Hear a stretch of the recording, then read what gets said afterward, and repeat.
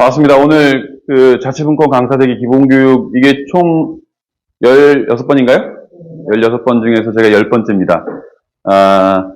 앞선 선생님, 그 강사님들의 면면을 제가 봤고, 뒤에 하신 분들의 강사님들의 면면을 봤는데, 오늘 제 강의가 가장 쌍스럽지 않을까 그런 생각을 사실은 제가 이곳에 오면서 강의록을 2개를 준비했습니다. 왜냐하면 대중 강의를 하도 많이 하다 보니까 스타일을 좀 맞춰야 되잖아요. 왜냐하면 강사는 서비스직입니다. 여러분 강사 되실 거잖아요. 요구사항을 다 맞춰야 됩니다. 그래서 제가 2가지를 준비해 와서 여러분들이 받으신 페이퍼가 있으신데 그 페이퍼를 전혀 하지 않겠습니다. 그리고 2번째 이안으로 준비해 온 걸 가지고 할 건데요. 우리 사무총장님께서 재미있는 강의였으면 좋겠다. 그리고 강의를 통해서 리더십에 대한 전반적인 이해를 했으면 좋겠다. 이렇게 말씀해 주셔서 거기에 포인트를 맞춰갖고 강의를 하도록 그렇게 하겠습니다. 제 이름은 오상현이고요. 저는 동양철학으로 박사학위를 받았습니다. 박사 논문의 제목은 노노의 정치사상.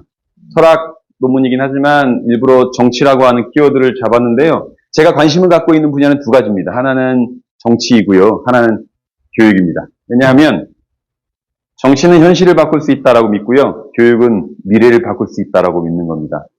보통 이쯤 되면 하고 하는 도 터지는 소리가 나는데 여기는 영판 그런 게 없는 걸로 봐서는 오늘 제가 큰 기대하지 않고 그냥 하는 걸로 이렇게 하겠습니다. 그래서 저는 2가지에 관심이 있어서 지금 제가 지금까지 걸어온 길의 커리어는 그 2가지의 방점이 찍혀 있습니다. 그래서 지난달에 저는 가수가 됐고요. 그리고 지금 현재 하고 있는 일은 놀라긴 아직 이릅니다. 아직 계속 많이 있습니다. 강원특별자치도교육청 청소년 인생학교라고 하는 청소년들을 위한 진로 설계 인생학교를 위탁 운영하는 일을 하고 있습니다. 그래서 지금도 강원도 춘천에 있는 강원도교육청 청소년 인생학교에는 학생들이 지금 입소를 했고요. 학생들이 2박 3일짜리 프로그램을 지금 운영하고 있는 상황입니다. 근데 제가 이 프로그램 때문에 저는 좀 일찍 올라왔고요. 그전에는 서울시 인재개발원 경기도교육청 여기서 이제 공무원 대상 강의를 많이 했습니다. 공무원 대상 강의할 때 포인트는 그곳에서 가장 최고 직위에 있는 사람을 살살 놀리면 되게 좋아하더라고요. 서울시 강의할 때는 서울시장 놀리면 직원들 막 좋아하고요. 경기도교육청 강의할 때는 교육감 놀리면 막 좋아하고 그렇더라고요. 그런 거였고요. 지금 현재 승실대학교 배우학부에서 강의도 하고 있습니다. 그리고 이제 앞서 우리 사무총장이 소개해 주셨지만 서울특별시 구청장협의회하고 경기도시장군수협의회에서 저 빼고 다 공무원, 저는 이제 전문위원 직위로 6년 넘게 일을 한 적이 있습니다. 지금 늦게 들어오신 분들 다시 한번 안내 말씀드리면요. 지금 이 교재는 전혀 나가지 않습니다. 제가 우리 사무총장님께 오늘 한 강의록을 좀 전에 카톡으로 보내드렸습니다. 그래서 여러분들 원하시면 그거 그냥 그대로 다 보내드릴 테니까요. 너무 걱정 안 하셔도 되겠습니다. 그리고 강의 들을 때 쓰는 사람 치고 공부 잘하는 사람을 제가 본 적이 없어요. 그러니까 안 쓰셔도 됩니다. 그냥 2시간 그냥 편하게 그냥 오늘은 한번 놀아보자 이런 마인드로 그냥 보시면 되겠습니다. 아시겠죠? 그리고 전문위원 할 때는 여기서 이제 정책, 지방자치, 자치분권 정책 관련된 걸 만들고 캠페인하고 이런 일들 했고요. 경기도협의회에서는 회의 진행하고 막 그랬습니다. 그 회의 진행할 때 앉아 계셨던 분들 중에는 지금 꽤 유명하신 분들도 있습니다. 모 정당의 대표도 있고요. 그런 분들이 있습니다. 그리고 서울특별시 인재개발, 구청장협의회 때는 우리, 은평구청장님도 회원이셔가지고 제가 회의 때 여러 번 뵙고 인사를 드린 적이 있습니다. 그리고 그전에는 방송도 했습니다. 제 목소리가 보통 목소리가 아니잖아요? 제가 방송도 했습니다. 그래서 지금 MBC 시선집중을 진행하시는 김종배 선생님이 예전에 팟캐스트를 할 때, 시사통 김종배입니다. 아마 그게 팟캐스트 방송이었고, 거기 때부터 인연이 있어서 제가 거기에 방송을 나왔고요. 그분이 이제 TBS 교통방송으로 가서 제가 거기에 나간 적도 있습니다. 일주일에 한 번씩 생방송에 고사성어와 관련돼서 시사를 엮어갖고 하는 이야기들을 했습니다. 이런 일들을 했습니다. 여기 뒤에는 이제 인문학 대중화 사업과 관련해서 이런 일들을 했습니다. 전공이 논어입니다. 그러니까 논어, 맹자, 노자, 장자, 한비자 이런 강의들을 하다 보니까 제가 보통 일반 도서관이나 이런 데서 이 전공 강의로 저를 부르는 경우에 제가 이렇게 가잖아요. 가면 수강생들의 연배가 대체로 60대에서 70대 정도는 됩니다. 평균. 근데 오늘 이 자리에서 여러분들 뵈니까 새파란 것들만 앉아 있어서 오늘 마음 편하게 해도 되겠다. 그런 생각이 듭니다. 준비되셨으면 시작할까요? 네. 여하간 불러주셔서 감사합니다. 오상현입니다.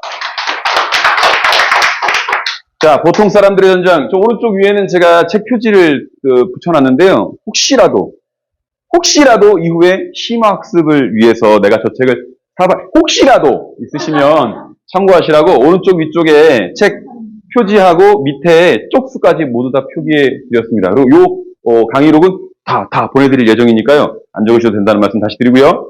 저 보통 사람들의 전쟁이라고 하는 책은 미국의 앤드류 양이라고 하는 사람이 썼습니다. 그 사람이 누구냐? 미국의 대통령 후보로 출마했던 사람입니다. 경선에서 나가리가 돼가지고 결국에 뜻을 이루지 못했지만 미국의 대통령 후보로 올랐던 사람입니다. 사회에 대한 통찰이 있을 것으로 추정이 되지요. 이 사람이 공부의 배신이라고 하는 책에서 이렇게 이야기합니다. 열심히 공부하는 요즘 대학생들은 이유도 모르면서 성취에 내몰렸다. 이유는 모르는데 성취에 내몰렸어. 그랬더니 그러다가 나중에 어떻게 나아가야 할지 확신이 서지 않으면 무기력에 빠진다. 요즘 애들 표현으로 현타가 시게 온다 그런 뜻입니다. 그럼 그게 무슨 말이냐?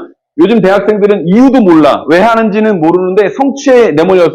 그러니까 열심히는 하죠. 근데 가만히 생각해보면 제가 구절을 읽으면서 무슨 생각이 들었냐면 이게 비단 대학생들의 문제일까? 대학 입시를 겪었던 대한민국 성인들 거의 대부분이 사실은 저기에 있지 않나. 제가 한번 여러분들한테 여쭤봅니다. 여러분들 세상 참 열심히 사시잖아요. 그쵸? 난 널널하게 산다 한번 손 들어보세요. 한 두 분 손 드셔도 될 것 같은데. 이미 제 예상에 있는 분들이 손을 드셨는데 여하간 진담입니다. 근데 중요한 건 이유를 모르는데 열심히 산단 말이에요. 근데 보세요. 논어에도 그런 구절이 나오는데 도둑놈들도 열심히 살아요. 도둑놈들도 열심히 살아요. 그러니까 저는 제가 강의하면서 늘 강조합니다. 여러분들 제발 열심히 살지 마세요. 열심히 살지 말고 즐겁게 사세요. 열심히 살지 말고 즐겁게 사세요. 그게 무슨 맥락인지에 대한 말씀을 제가 드리겠습니다. 제가 이렇게 이해하면 될 것 같습니다. why하고 how라고 하는 두 가지의 키워드를 한번 알아보겠습니다. why는 왜라고 하는 뜻이죠. 왜 하는가 그거 묻는 겁니다. 그 다음에 how는 어떻게 하는가 그거 묻는 거죠. 여기에 제가 이 지금 프로그램 자체가 자치분권 강사되기라고 하는 키워드여서 제가 한번 여쭤보겠습니다. 자치분권이라고 하는 키워드를 가지고 우리가 자치분권 운동을 하고 있습니다. 참고로 은평구가 가입되는지 모르겠네. 자치분권 지방정부협의회라고 하는 지방자치단체 협의회에 가입됐네. 그래요? 제가 처음에 그 프로그램 만들 때 참여했었습니다. 제가 경기도 협의회 처음 갔을 때 회장님이 자치분권 지방정부의 초대 회장님이었어요. 그래서 여하간 자랑이에요. 뭐 그런 건데 중요한 건 어떤 키워드에 대해서 하나는 why의 관점으로 보는 거고요. 하나는 how의 관점으로 보는 겁니다. 왜 하는가에 대한 관점과 어떻게 하는가에 대한 관점이에요. 저기서 뭐가 더 중요하겠습니까? 왜 하는가? 왜 하는가? 다 틀려요? 일단 뭐 저는 정답은 갖고 오긴 했는데 다 틀리다고 하니까 제가 네. 중요한 건 뭐냐면 저는 위에 있는 게 더 중요하다고 생각해요. 위에 있는 게. 왜 중요하냐면 보세요. 왜 하는지를 알면 어떻게 하는지는 별 문제가 안 됩니다. 자, 예시를 한번 들어볼게요. 혹시 임영웅 좋아하시나요? 안 좋아? 임영웅 좋아하시는 분 손 들어보세요. 임영웅. 이쯤 한두 분 정도 손 들어줄 법도 한데 들어서 못해 먹겠네. 그러면 좋아요? 좋아하는 연예인 있으세요? 아무나 괜찮아요. 없어요? 야, 이거 뭐 강적인데. 그럼 제가 한번 예시를 한번 들어보겠습니다. 예시를. 자, 여기 계신 분들 세대가 아직 임영웅을 덜 새파랗기 때문에 그러신 모양인데, 만약에 이제 여러분들, 어머님, 이모, 고모, 그분들이 임영웅을 엄청 좋아한다고 쳐요? 그럼 제가, 동네에 친한 형이 음반 기획사에 다니는데, 거기 옛날에 무명 가수가 임영웅. 근데 술을 한 번밖에 안 써요. 여러 번 사줬으면 지금 득을 볼 텐데 한 번밖에 안 써. 여하간 그분 통해서 제가 여러분들 부모님 뭐 누구든 간에 좋아하는 연예인의 콘서트 티켓을 줬다고 쳐요. 상상해보는 거죠. 이걸 제가 만약에 청소년 애들한테 한다고 하면 애들한테 물어봐요. 청소년 애들한테 제가 지금 인생학교 운영하고 있다고 했잖아요. 제가 주제 강의를 하거든요.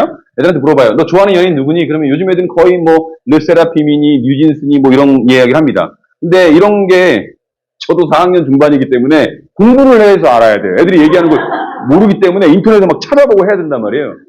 그래서 이제 예시를 드는 거예요. 오케이, 뉴진스 좋아하니? 그럼 내가 너한테 이번 주 토요일 날 저녁 7시에 잠실 주경기장에서 하는 뉴진스 콘서트에 VVIP 티켓을 줄게. 2장을 줄게. 뭐 이 리액션 뭐죠? 줄게. 그런 거예요? 실제 저희 인생학교에 몇 주 전에 오신 강사님이 이제 김재인 박사님이신데 AI 빅뱅이라고 하는 책을 쓰셨는데 그분의 친구가 방시혁입니다. 서울대 미학과. 그러니까 거기서 자랑을 하셨더라고요. 내 친구가 방시혁이라고. 여하간 그러면 가능성이 가능성이 있는 이야기지 않겠습니까? 뉴진스 멤버들하고 방시혁 그 사장하고는 전화번호 알 것이고, 방시혁 사장하고 김재인 박사하고 알 것이고, 김재인 박사 아니까 제가 뉴진스 멤버들이랑 세 단계입니다. 그렇지 않습니까? 그러면 임영웅이 됐든 뉴진스가 됐든 자, 그 멤버들의 콘서트를 간다고 치자고요. 근데 이게 VVIP 티켓이. 그래서 맨 앞에서 볼 수 있어. 앞에서 공연하는 거 보세요. 임영웅이 노래하는 거 바로 앞에서 볼 수 있는 거예요. 뉴진스 이렇게 춤추는 거 앞에서 볼 수 있는 거예요. 자, 그걸 만약에 여러분들 아드님, 따님들이 그 티켓을 생겼다고 쳐? 자, 그러면 다음 주 토요일 날 잠실 주경기장에 갈까요, 안 갈까요? 가죠? 가죠? 제가 학생들한테 똑같이 물어봤습니다. 강원도에 있는 학생, 강원도 지금 인생학교 오는 애들은 다 강원도에 있는 애들이니까 물어봤어요. 간대요? 여러분들 갈 거잖아요? 벌써 눈빛이 주렁주렁 하잖아요. 이미 마음은 가 있다니까? 그럼 제가 어떻게 가느냐고 물어봤어요. 뭐 타고 갈 거야? 그랬더니 버스 탄대요. 제가 바로 얘기했죠. 버스에서 파업이야. 버스에서 파업이야? 그럼 뭐 타고 갈래? 그랬더니 강릉에서 온 친구가 자기는 KTX 타겠대. 야, 공교롭게도 코레일도 파업이야. 그럼 뭐 타고 갈래? 그렇죠. 그렇지. 바로 그렇게 나와요. 엄마 차 타고 가는데. 그래서 제가 엄마 이민 갔어. 그렇게 얘기하면 보통 어떻게 나와야 되냐면 우리 엄마가 왜 이민 갔어요? 라고 해야 되는데 얘는 이미 마음이 딴 데가 있어. 그러니까 엄마는 이미 이민 갔어. 어쩔 수 없지. 그러니까 아빠 차 타고 간대. 엄마는 안 물어봐. 아빠 차 타고 간대. 아빠 차 타고 간대. 그래서 야, 아빠는 해외여행 갔어. 그러면 아니 우리 아빠가 가족들 버리고 해외여행 갈 리가 없잖아요가 아니고 그건 관심이 없어. 갔어요? 그러면 자기는 택시를 탄대. 택시도 파업이야. 택시도 파업이야? 방금 자전거 타고. 철원에 사는 친구였어요. 철원에서 자전거를 타고 잠실에 가겠다는 거예요. 뉴진스 공연을 보려고, 임영웅 공연을 보려고. 그래서 제가 물어봤죠. 야, 자전거 뒷바퀴가 펑크 났어. 그래서 이제 막 고민하더니, 그럼 자기는 걸어가겠다는 거야. 걸어가겠대. 일주일 걸리니까 지금 출발하면 딱 맞겠대. 네? 그러더라고요. 그래서 제가, 그래? 근데 너 네 얘기하는 거 아니야. 근데 너 오른쪽 다리 꼈어. 그럼 어떻게 할래? 그래서 걔가 뭐라고 했냐면요. 이렇게 간대요, 이렇게. 이렇게 걸어서 간대요. 어떻게든 간다는 거예요. 지금 제가 굉장히 중요한 이야기를 했습니다. 보세요. 왜 하는지 알잖아요. 어떻게 해서든지 합니다. 근데 왜 하는 걸 모르잖아요. 어찌할 바를 몰라요. 다시, 왜 하는지 알잖아요. 어떻게 해서든지 합니다. 왜 하는지를 모르잖아요. 어찌할 바를 몰라요. 제가 여러분들한테 여쭙겠습니다. 자치분권의 강사가 되고 싶으신가요? 어떻게 하면 강사가 될 수 있는가에 대한 이야기는 고민이 많이 할 수 있고 강의들도 많이 있을 수 있어요. 왜 해야 되는가에 대해서는 스스로 문제의식을 가지고 자기만의 이유를 찾지 않으면 왔다리 갔다리 합니다. 이게 예시를 좀 더 구체적인 얘기를 들면 여기 계신 분들 이제 학부모 대부분이시고 자녀분들이 다 컸을 수도 있지만 혹시 자녀분들이 청소년들이고 공부를 하고 있어요? 걔가 공부를 잘 못하는 이유는 뭐냐면 왜 해야 되는지를 모르는 거예요. 다들 이번 주 토요일 날 잠실 주경기장으로는 가야 되는 분위기야. 그게 입시라고 하는 제도죠. 그러니까 다들 가긴 가는데 가서 뉴진스를 볼 수 있고 맨 앞에서 볼 수 있고 그것이 확실한 친구들은 비록 철원에서 일주일 걸려서 다리를 삐었어도 이렇게 해서라도 가는 아이들은 이 시간이 고통스럽지 않죠.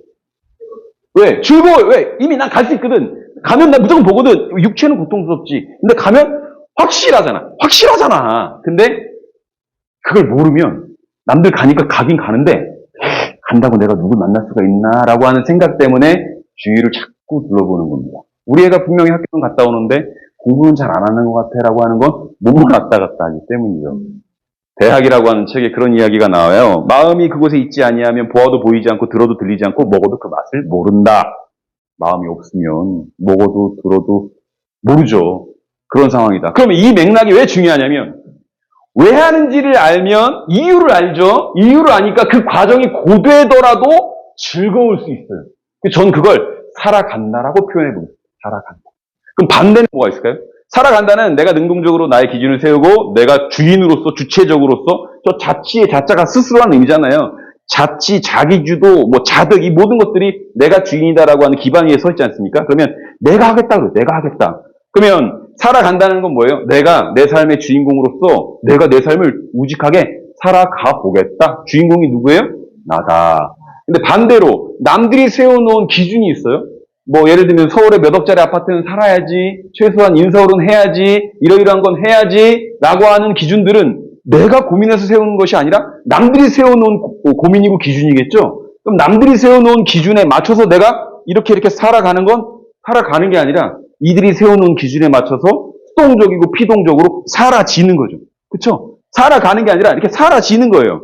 근데 저는 강조합니다. 사라지는 삶은 사라지는 삶. 돌이켜보면 사라지는 삶이에요. 내가 뭘 위해서 이렇게 열심히 했지? 라고 하는 회의가 드는 딱 그 순간 자기의 지난 삶이 사라져버려요.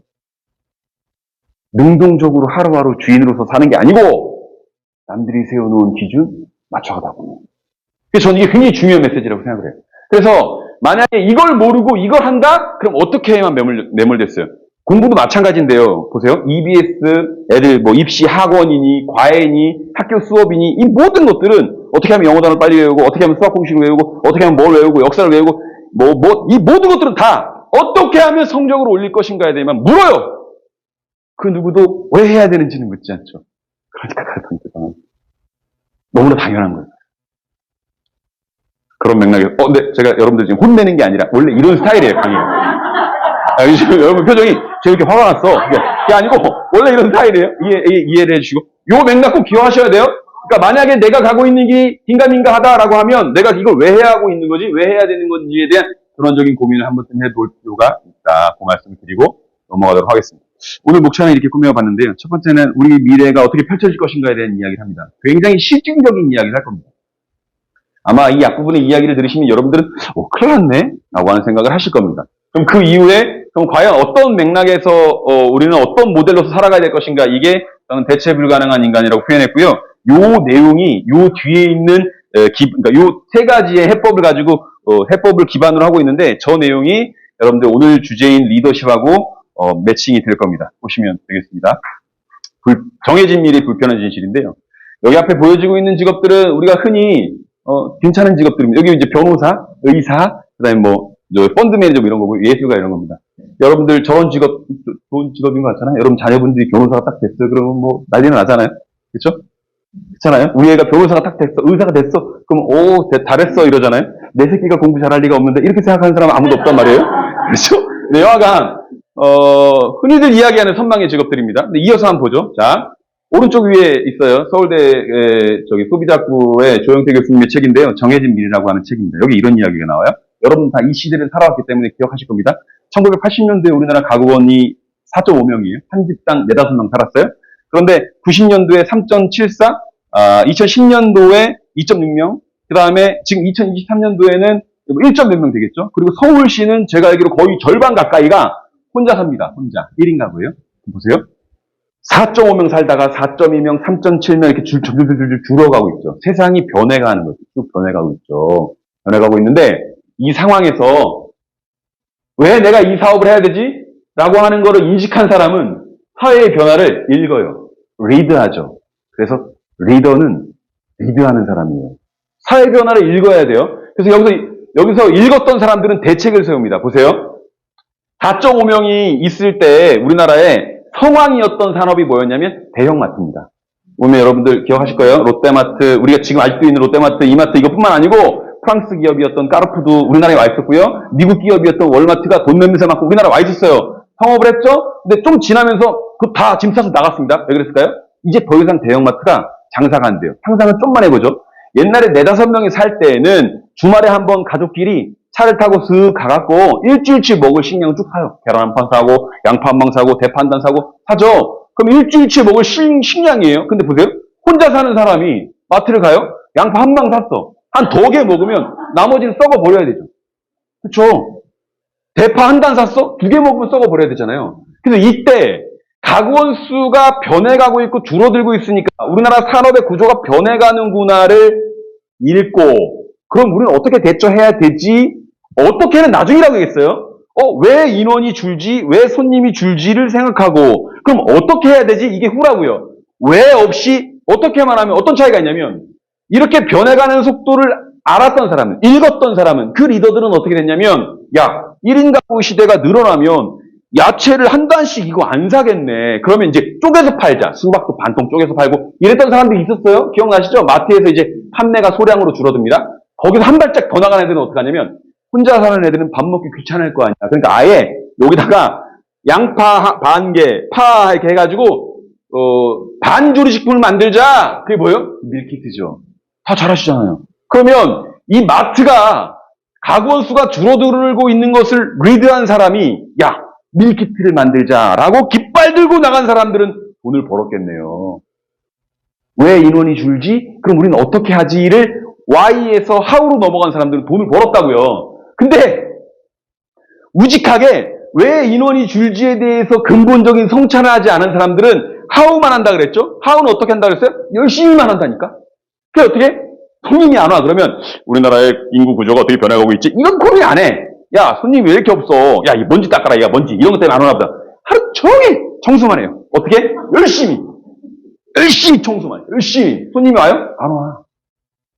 열심히만 한다니까. 그 제가 진짜 막 수도 없이 강요해요. 제발 열심히 좀 살지 말라고. 진짜 진심이에요. 제가 이것 때문에 노래도 만들었어요.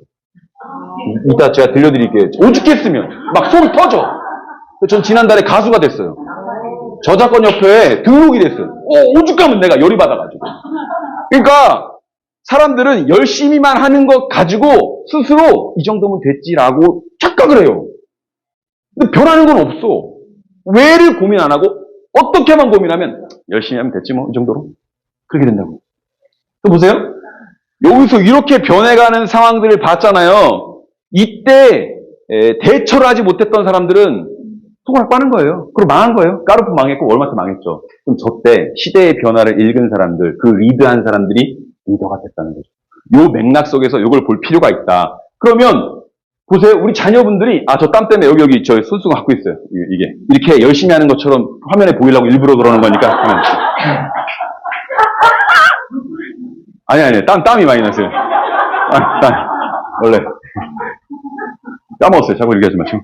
자, 이런 구조 속에서 시대의 변화를 알아야 되는데, 가만 보세요. 어떤 직업을 가지고 살건, 그게 뭐, 자치분권 강사가 되건, 아니면 주부로 살건, 사업을 하건, 직장을 다니건, 사회의 변화의 흐름은 읽어야겠네요. 이걸 안 읽으면 엉뚱한 짓 하고 있는 거예요. 근데 스스로 열심히 살았잖아. 근데 열심히 산 게 아니라 사라진 거예요. 간단 명료하죠? 그럼 맥락에서 더 지나가 볼게요. 자, 그러면 이런 맥락 속에서 이제 산업구조의 변화를 겪고 있어요. 인구구조가 이렇게 변해갈 겁니다. 지금 2023년 이렇게 되는데, 50년 넘어가면서부터 이제, 이게 50%가 줄어요. 그러니까 무슨 말이냐면, 세금 낼 사람, 세금 쓸 사람이 5대5로 갈린다. 이런 구조가 더 심해질 겁니다. 그러니까, 가시려면 빨리 가셔야 돼요. 자.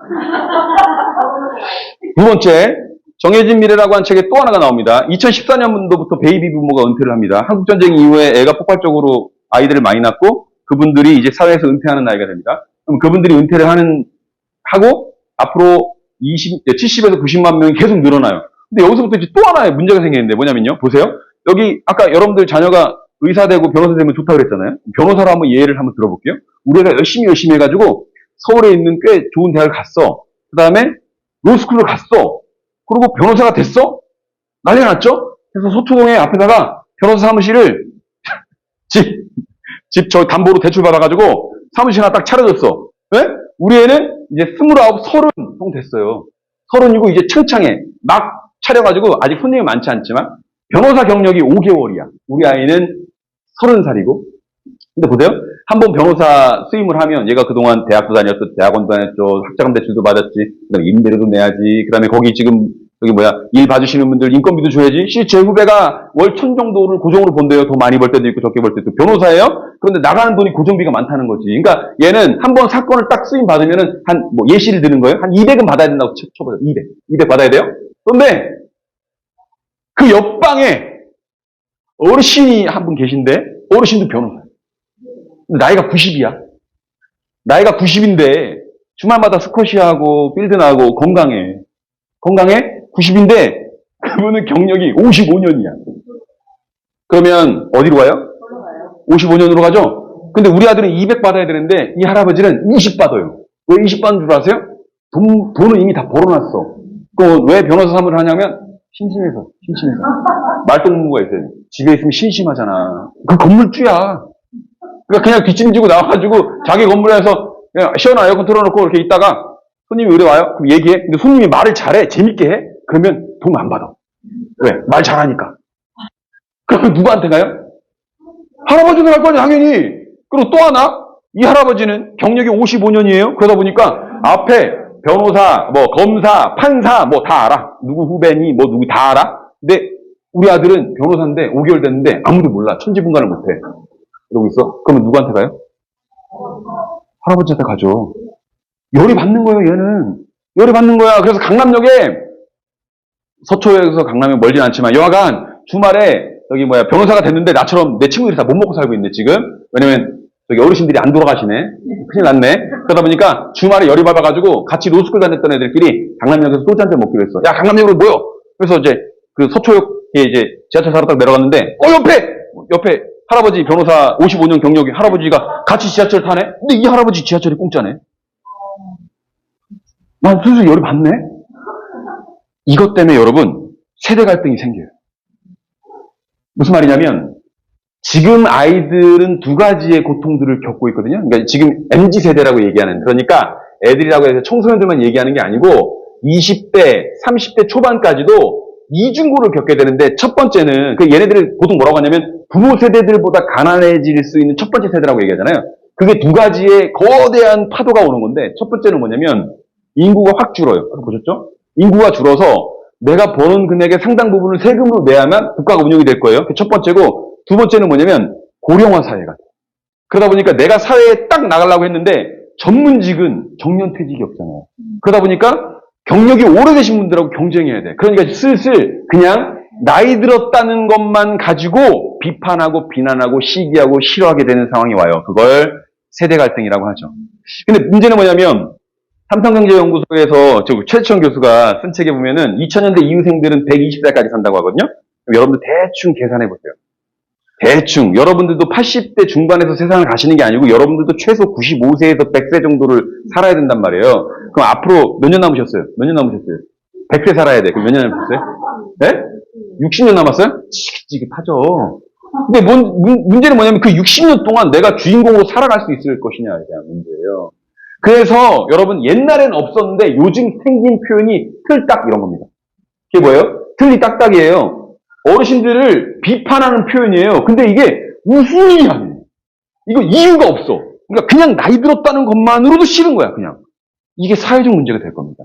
첫 번째, 산업구조의 변화를 봐야 되고요. 두 번째, 세대 갈등의 문제를 봐야 됩니다. 여러분들이 자치분권을 하시든 뭘 하시든 사업을 하시든 다. 또 하나, 이거는 이제 지방도시의 소멸 문제인데, 제가 이제 기초지방정부협의회에서 있었잖아요. 대한민국에는 기초지방정부 시군구가 226개가 있습니다. 근데 226개 중에서 이게 이제 처음에 지방소멸이라고 하는 표현이 일본에서 나온 표현이고 책으로 나온 건데 우리가 이제 일본의 전철을 밟고 있다 그런 이야기를 하잖아요.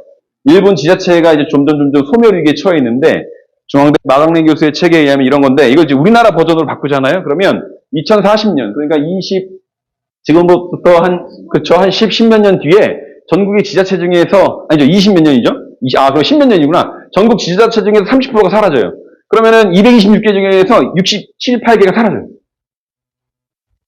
자치분권을 하고 싶은데 자치할 곳이 없어.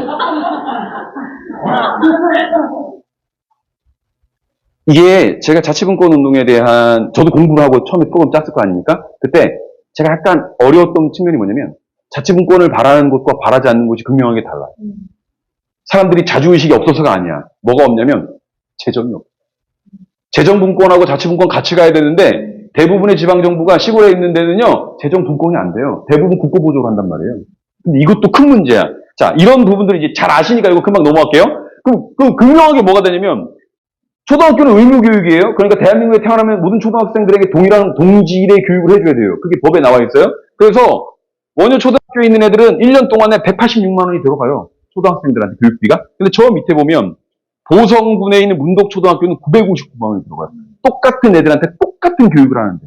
왜? 학생이 두세 명이어도 과목별로 선생님 다 있어야 되죠. 요즘에 시골 학교 가보세요. 잔디 다 깔려 있어요. 자, 그러면 이 맥락 속에서 이제 슬슬 도시에 사는 사람들이 열이 받아요. 열이 받아. 요즘 애들 표현으로 빡이 쳐요. 왜? 세금은 내가 많이 내는데 그 세금이 우리한테 안 쓰여져. 저 시골에 애들 10명도 안 되는데 잔디 다 깔아주고 이게 지금 뭐 하는 거야? 라고 슬슬, 여기 계신 분들은 얼굴이 선하게 생기셨지만 속으로는 슬슬 우리 반상이 그렇잖아요. 내가 세금 낸 걸로 우리 애새끼 이거 해줘야 되는데 내가 세금 낸 걸로 저기가 보성군으로 가고 저기 태백시로도 가고 똑같은 교육인데 그럼 이것만 그럴까요? 한 마을에 한 가구가 살아도 상수도, 하수도, 전기, 도로 이거 다 해줘야 될 거 아니에요. 자, 그래서 어떤 갈등이 생기냐? 지역 간의 갈등이 생겨요. 재원 배분의 문제 때문에. 제가 서울시 25개 자치구의 그 행정협의회죠. 그 구청장협의회에서 일할 때 이 25개 자치구끼리도 그런 문제예요. 강남 상부의 분들은 자기들이 재산세 거둔 거에 미치지 못하는 금액을 세수로 받거든요. 그거 아시죠? 여러분들 굉장히 지금 고급 인력이라고 제가 주워 들었어요. 재산세 항목 중에서 특별시법에 의해서 서울시는 그 중에 2가지만 거둘 수 있어요. 서울시 자치구는. 근데 그 중에 재산세는 거두면 반은 서울시에 잠깐 맡겨두고 반은 우리가 쓰죠. 그럼 서울시는 25개 자치구에서 거둔 재산세를 걷어가지고 그걸 25등분을 해갖고 나눠주게 되어 있어요. 물론 그 과정에서 자본이 좀 있긴 하지만 여하간 그럼 구조적으로 우리가 낸 재산세가 다 안 들어오잖아. 그럼 슬슬 송파, 강남, 서초 사람들은 열이 받는다니까. 그러니까 이런 지역의 문제가 이제 재원 배분의 문제로서 지역 갈등의 문제. 웃긴 거지. 예컨대 이런 거예요. 우리가 모르게 그럴 수 있다는 거예요. 아까 앞부분에 저기 보성 통리초등학교 이런 데들이 1년에 900만 원 세금 여러분들이 그래도 써야지라고 한 분들이 있지만 속으로 야 너무 아깝다 애들이 그만큼밖에 없는데 라고 하셨던 분들 있잖아요. 잘 보세요. 강남 3구에 사는 사람들이 여기 있는 사람들 보면 똑같은 거예요. 그거 예산 뭐하러 줘 그냥 쓰면 되지. 점점 서로 약간 갈등 구조화되는 쪽으로 간다. 비극적이죠? 또 하나는 뭐냐면요.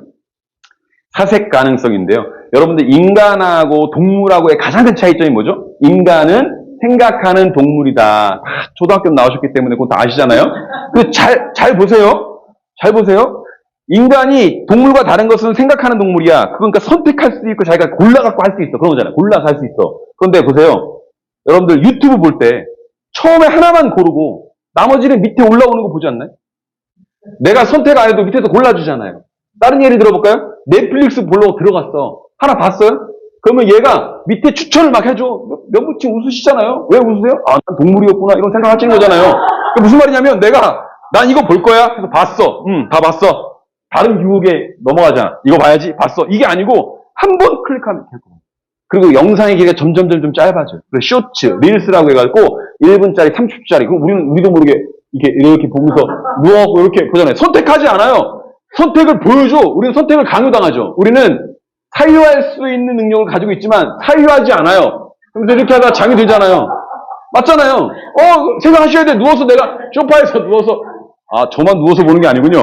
소파에서 누워서 유튜브 이렇게 보는데 내가 선택하지 않고 얘가 선택하고 난 짐승이구나 하면서 잠이 드니까 이거 떨어뜨려가고 핸드폰 떨어뜨려 이게 나가려고 그러고 다 해보셨잖아요.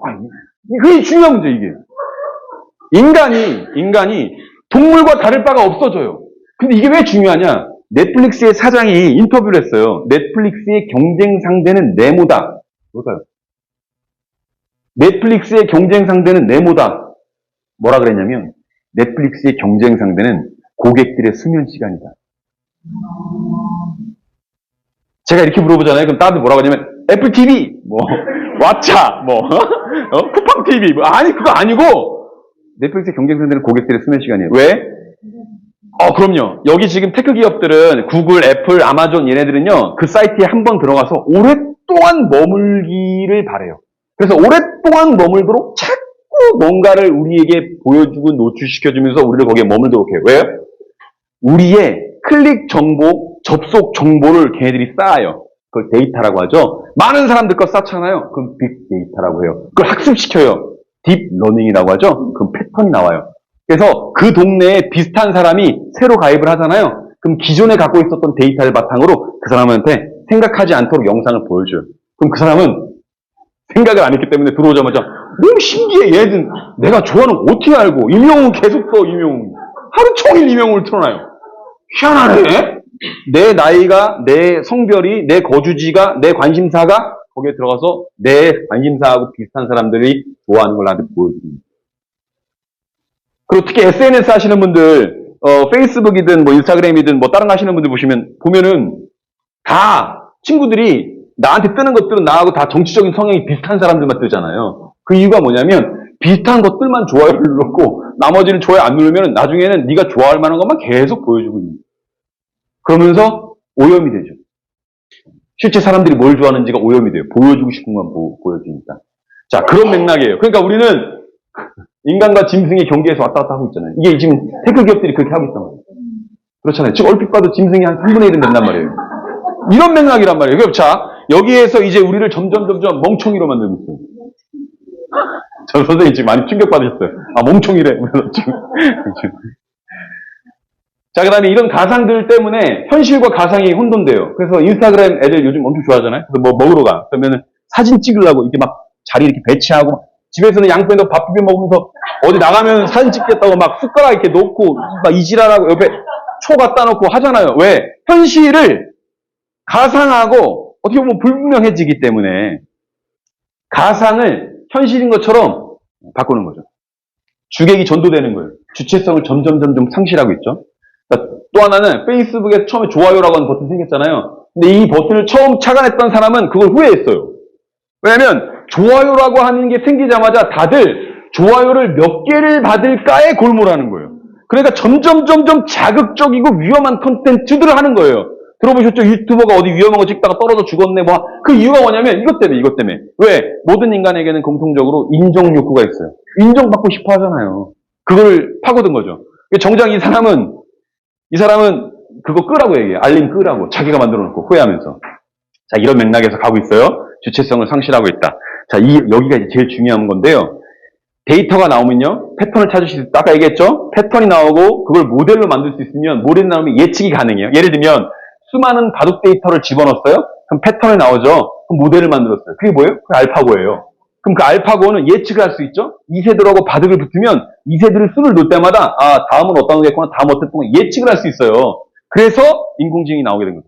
이렇게 해서 반복적이고 다각도로 검증되는 일이면요. 지금 수준에서 이미 다 기계나 인공지능으로 대체가 됩니다. 그러면 비극적인 상황인데요. 인공지능이 생겼잖아요.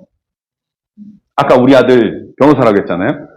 변호사가 우리 아들이 점점 얼굴이 말라가. 왜냐면 장사가 안 되니까 손님이 안 오고, 그리고 옆집 어르신은 아직도 정정하시고 20만 원만 받도 되니까. 근데 더 큰 문제가 생겼어요. 왜? 이제 법률 관련된 앱이 나왔어요. 앱이 나왔어요. 앱이. 그러니까 변호사 안 만나고 몇십만 원도 안 줘도 돼. 거기다가 법률 이걸 물어보면 자문을 해줘요. 그것뿐만 아니죠. 세무사, 회계사. 옛날에는 회사 하시는 분들은 기장을 맡기고 월 20만 원씩 줬잖아요. 지금은 이카운트, ERP 월 4만 원. 그럼 20만 원씩 안 맡겨요. 무슨 느낌인지 아시겠죠? 그러니까 점점 이렇게 AI화 돼가는. 이런 사회 구조 속에서, 이런 사회의 변화의 흐름 속에서 뭐 자치분권이니 혹은 뭐 개인 사업이니 무슨 이걸 하셔야 된다는 사회 변화의 흐름을 알지 못하면 우린 영 엉뚱한 걸 하고 있다. 이런 맥락 속에서 처음에 나왔어요. 앤드류 양이 이렇게 얘기했어요. 틀에 박힌 일은 사라져요. 앞으로 10년에서 15년 사이에 사라질 직업들을 이렇게 얘기했어요. 의사, 변호사, 회계사, 자산관리사, 증권거래인, 기자, 예술가, 정신분석 전문가 다 사라집니다. 여러분들은 자치분권보다 본인 직업부터 챙기시는 게 더 좋을 것 같아요. 제가 좀 어떻게 보면 비극이지만 이게 현실이라는 거죠. 이게. 왜냐면 앞에 귀신이 있는데 눈 감다고 귀신이 없어지지 않거든요. 직시해야 될 필요가 있다는 얘기죠. 사라져요. 실제 기사도 써줍니다. 여러분 챗 GPT 아시죠?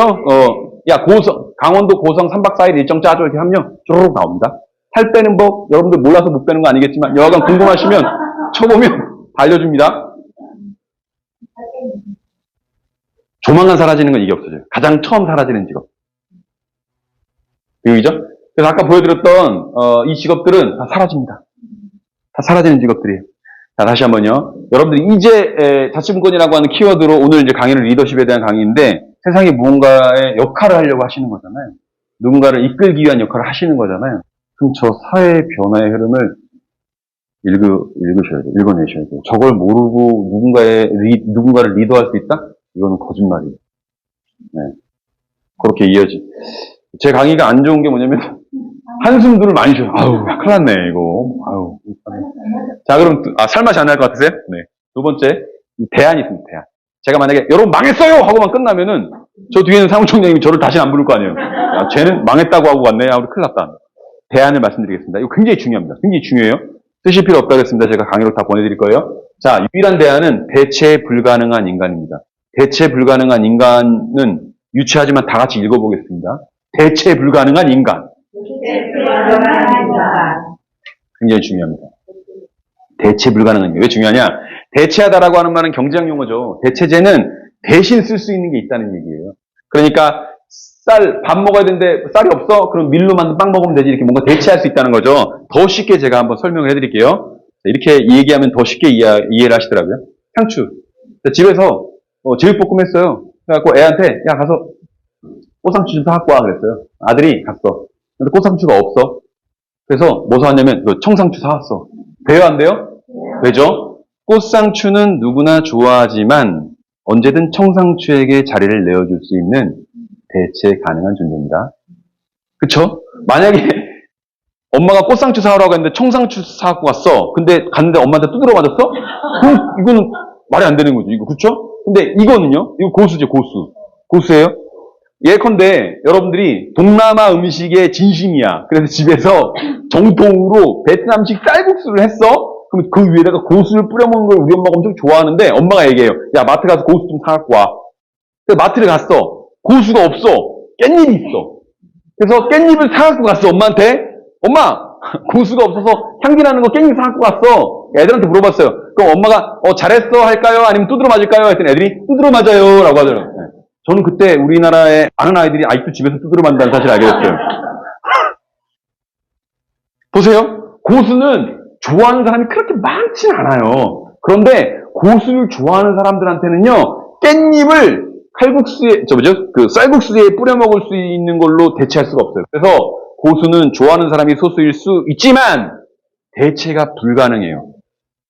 전달이 됐나요? 다시. 그러면 누구에게나 인기가 있지만 대체 가능한 사람과 인기는 소수에게 있을 수 있지만 대체가 불가능한 사람 그 둘 중에 앞으로 리더는 어떤 사람들이 될까요?를 저는 지금 묻는 거예요.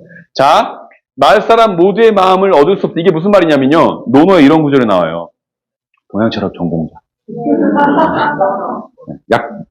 약장사 아니고 동양철학 전공자. 논어에 이런 구절이 나와요. 이거 얼마 전에 유시민 전 장관이 이거 인용해서 얘기했던데, 자공이라고 하는 제자가 물어요. 자공은 공자의 제자 중에서도 말 참 잘했던 제자예요. 이것도 옷가네가 이렇게 해도 되나 모르겠네, 이거. 이게 많았던 제자고. 근데 여하간 자공이 공자에게 물어봐요. 그래서 자공은 말도 잘했고 사업 수완도 좋았기 때문에 자공과 공자와의 대화는 논어 읽으실 때 좀 잘 보셔야 돼요. 왜냐면은 뭔가 좀 고급적. 수준이. 보세요. 자공이 물어봐요. 마을 사람 모두가 좋아하면 어떻습니까? 공자가 답해요. 좋지 않아. 마을 사람 모두가 미워하면 어떻습니까? 좋지 않아. 그러면서 공자의 답변이 기가 막히죠. 마을 사람 가운데 착한 놈이 좋아해주고 나쁜 놈들이 미워하면 그 사람이 진국이야. 맞죠? 근데 우리는 대체로 착한 아이 컴플렉스에 걸려있어요. 누가 나를 미워하는 마음이 있잖아요? 그럼 그거 어쩔 수 없어. 너 왜 날 미워해? 막 따져야 돼. 근데 괜찮아요. 여러분들 미움 받으셔도 돼요. 그래서 한때 유명했잖아요. 유행했잖아요. 미움 받을 용기. 제가 오늘은 여러분들을 마음껏 미워해 드릴게요. 미움 받으셔도 괜찮아요.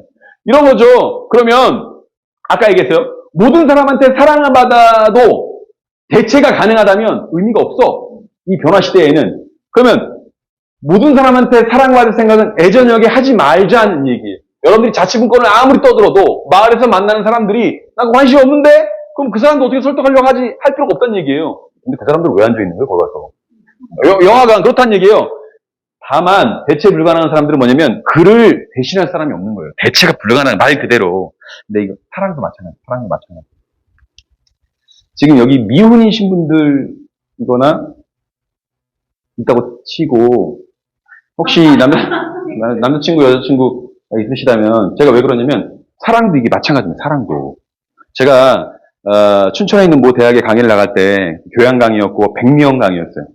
인기가 많아가지고 5분 만에 100명이 다 차는 그런 강의였는데 제가 그 강의할 때 이 얘기를 했어요. 학생들한테. 사랑하는 사람이 있으면 저 얘기를 해라. 너 너 나 왜 좋아해? 너 나 왜 사랑해? 너 나 왜 사겨? 나 왜 좋아? 이걸 물어봐라. 근데 만약에 네 여자친구가 너한테 잘생겨서라고 답하잖아? 그럼 헤어지라 그랬어. 헤어지라 그랬어. 예쁘니까 그럼 헤어지라 그랬어. 왜? 저렇게 조건을 달잖아요. 그러면 이제 저런 애들이 나타나면 난 대체돼. 난 대체돼요. 그렇잖아요? 대체돼요. 여기 계신 분들이 젊었을 때 아무리 한따까리 했어도요, 저 문을 열고 차은우하고 장원영이 들어오면 여기는 수산시장 되잖아요. 오징어, 꼴뚜기, 고등어,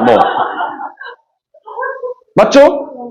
만약에 내가 사랑하는 사람한테 넌 왜 날 사랑해? 넌 왜 나랑 사귀라고 물어보면 걔가 예뻐서라고 정말 생각 없이 바로 답을 했어? 망설임 없이 대답했어? 그럼 걔는 아직 얘를 못 만난 거지. 얘를 만났어. 그럼 난 나가리잖아. 잘생겨서 그럼 얘 나 나가리잖아. 그러니까 얘가 나를 만나는 이유는 뭐예요? 아직 대안이 없어서. 대안이 없어서 날 만나는 거지. 그러면 어떻게 대답을 해야 되냐? 너 나 왜 사겨? 나 왜 만나? 나 왜 좋아? 그러면 그 사람이 그럼 왜 물어봐? 아니 오늘 교수님이 물어보라고 했단 말이야. 빨리 얘기해. 너 왜 나 만나? 왜 나 사겨? 왜 나 좋아? 나 사랑해? 아니 그럼 왜 물어봐? 그럼 선생님 왜 물어봐? 오버보보해? 그러면 계속 사귀라 그랬어요. 왜? 그 친구는 너는 대체 불가능하기 때문이야. 세상에서 너는 너뿐이잖아. 라고 하는 고급진 표현을 못 하는 거야. 근데 얘는 이미 그 어버버버하는 과정 속에서 세상에서 너를 대신할 사람 없어. 내가 널 좋아하는 거야. 내가 너를 사랑하는 이유는 지금 내 앞에 네가 있기 때문이야. 너의 존재 때문에 사랑하는데 네가 왜 사랑하냐고 물어보면 난 조건이 없는데 왜 자꾸 격까지 물어보고 나는 의아한 거죠. 근데 이게 여러분들 자녀들을 사랑하는 이유랑 똑같아요. 우리 딸, 우리 아들이 물어봐요. 엄마, 나 왜 사랑해? 이 지지배가, 엄마, 너, 그럼 왜 물어봐? 엄마가 나 왜 사랑해? 우리 딸, 우리 아들 최고, 저게 왜 나와요? 우리 엄마, 아빠들은 고급진 표현을 못해. 넌 대체 불가능하기 때문이야. 이걸 못해! 세상에 넌 너뿐이야. 이걸 못해! 그래서 어버버버해! 근데 우리는 알고 있는 거예요. 내가 내 아이를 사랑하는 이유가 없어. 조건이 없어. 대체 불가능하기 때문이죠. 여기 내 앞에 있기 때문이야. 근데 그것도 아니야. 그것도 조건이야. 내 아이가 사고로 나보다 세상을 먼저 떠나요? 그럼 이 아이를 어디다 묻는다 그랬어요? 여기다 묻는다 그랬지. 그럼 내 앞에 있지 않아도 여기 있잖아.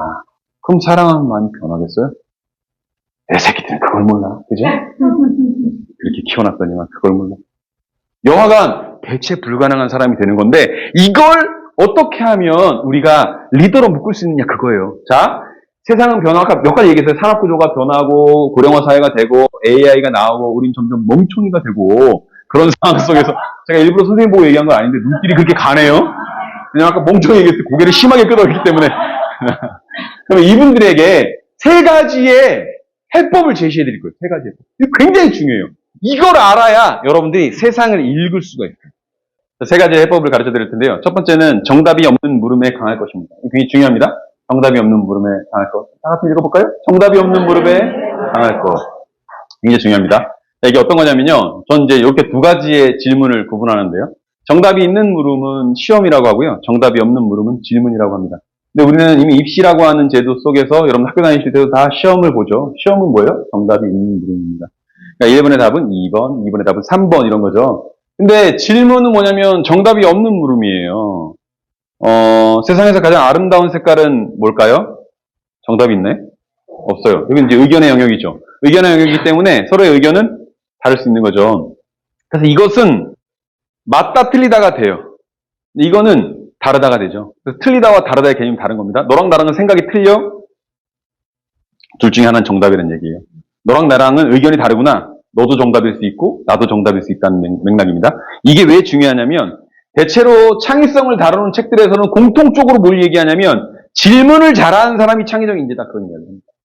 그러면 보세요. 시험을 잘 보는 사람이 창의적 인재가 아니고요. 아이러니하게도 시험보다는 질문을 잘하는 사람이 창의적 인재입니다. 그럼 이제 어떤 차이가 있냐면 시험을 잘 보는 사람은요. 정답이 있는 물음을 잘 풀 수 있는 사람은요. 체제에 순응하는 사람, 복종하는 사람입니다. 그러니까 시험 보고 나서 자 1번의 답은 2번이야. 그러면 공부를 잘하는 아이들, 순응하는 아이들, 착한 아이들 이런 애들은 1번의 답은 3번 동그라미 차고 2번의 답은 2번 X치고 이것만 해요. 근데 이제 반대로 질문을 잘하는 아이들은 기본적으로 의심이 많고 불복종하는 아이들이죠. 1번에 3번이야? 그러면 손을 들어요. 선생님, 1번의 답이 2번일 수도 있지 않나요? 막 개겨. 그런 애들 있잖아요. 있어요. 그런 애들은 기본적으로 뭐냐면 의심이 많은 애들이에요. 의심이 많아요. 그런데 의심이 많고 복종하지 않고 자기만의 뭔가 계획을 세워보고 뭔가 뛰어넘어 보려고 시도하고 찾고 이런 아이들이 사실은 대체 불가능한 사람으로 클 수 있다. 여러분들 마찬가지입니다. 주어진 우리는 입시를 겪었고 이제 성인이 됐고 어른이 됐고 사회에 나왔기 때문에 우리도 모르게 자꾸 여기에 매여 있는데 그게 아니고요. 그걸 뛰어넘어야 돼요. 이 원톱 차이가 있냐면요. 시험을 잘 보는 사람은 통상 착한 사람이라고 불리고요. 좋은 사람이라고요. 근데 제가 여기다 좋기만 한 사람이라고 했죠. 여러분들 좋은 사람하고 좋기만 한 사람은 다릅니다. 여성분들은 대부분 아는데요. 남성분들은 잘 모릅니다. 특히 여성에게 인기가 없었던 남자일수록 저걸 구분을 잘 못합니다. 실제 제가 제 모교인 숭실대학교에서 숭실대학교 학생들 대상으로 저걸 질문한 적이 있어요. 자, 남학생들은 잘 듣고 있어. 그냥 여학생들한테 질문하는 거야. 자, 여학생들 좋은 사람 어때? 그러면 좋대. 좋기만 하는 사람은 어때? 싫대. 근데 남학생들은 이런 표정이에요. 그러니까 이렇게 표정 짓는 애들은 대부분 솔로예요. 근데 얘들은 내가 왜 아직도 솔로지? 이걸 모르는 거지. 응? 이 선생님, 이 미소에 뭐 깊은 의미가 있어요. 응? 사람 좋기만 한 사람들, 좋은 사람하고 좋기만 한 사람은 달라요. 좋은 사람은 내내 좋은 사람이에요. 그걸 전문 용어로 호구라고 합니다. 호구. 근데 좋은 사람은 좋기만 한 사람은 아니에요. 근데 왜 제가 좋기만 한 사람이라고 했어요? 이 사람 착한 사람이거든. 체제에 순응하는 사람이에요. 룰을 지키는 사람이에요. 룰을 고칠 생각을 안 해. 룰을 지키는 사람이에요. 근데 이 사람들은 뭐예요? 의심하고 불복종하는 사람들입니다. 그래서 이 사람들은 불만이 많은 사람이고 반항적인 사람이에요. 근데 제가 단언하는데 불만이 많고 반항하고 뭔가를 뒤집어 보려고 하고 하는 뭔가 이 반굴 기질이 있는 사람이 앞으로 대체 불가능한 사람이 될 가능성이 높고 리더가 될 가능성이 높습니다. 이 구조는 제 얘기가 아니에요. 보세요. 세월호 사건 기억나시나요? 세월호 사건. 이제 벌써 10년 가까이 됐습니다. 세월호가 기울었을 때 뭔가 이상하다라는 걸 느꼈어요. 방송이 나옵니다. 가만히 있어. 얘들아 가만히 있어. 그랬을 때 가만히 있었던 사람들 있잖아요. 체제에 순응하는 사람들, 착한 사람들, 말 잘 듣는 사람들, 공부 잘하는 사람들 다 미안하지만 살아 돌아오지 못해. 그런데 가만히 있어. 그랬더니 왜 가만히 있어? 뭐가 이상하더라 지금. 뭐 좀 기우는 것 같은데?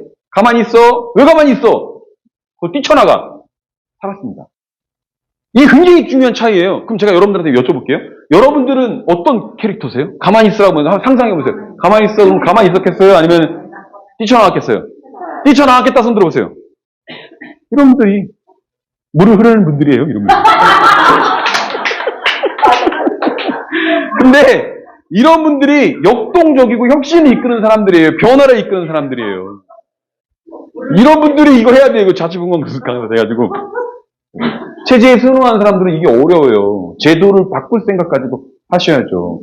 지금 이때 세월호 사건이 났을 때 어른들이 가만히 있으라고 해서 가만히 있었는데 수많은 아이들이 희생됐잖아요. 그래서 고등학생이 뛰쳐나왔고 가만히 못 있겠다고 피켓 들고 시위하는 거예요. 고등학생 싹수가 이게 됩니까? 이게 나와가지고 시위하고 어떻게 됐겠어요? 지금 국회의원 됐습니다. 지금 국회의원 됐어요. 그러니까 이게 굉장히 중요한 거예요. 이게 굉장히 중요한 메시지입니다, 여러분. 가만히 있으라고 하면 가만히 있으면 안 돼요. 그럼 그 말은 뭐예요? 체제에 순응하면 안 된다는 얘기예요. 주민자치위원으로서 이런 역할을 해야 됩니다. 그럼 물어봐야죠. 왜 우리가 그 역할에 머물러야 되냐? 우리 이거 하겠다. 동장님 얘기 좀 합시다. 이렇게 가야 됩니다. 이런 얘기 해도 되나는데? 안 됐잖아. 안 받아주잖아요. 아, 그래요? 카메라 좀 저쪽 좀 비춰주세요, 저기. 다시. 네.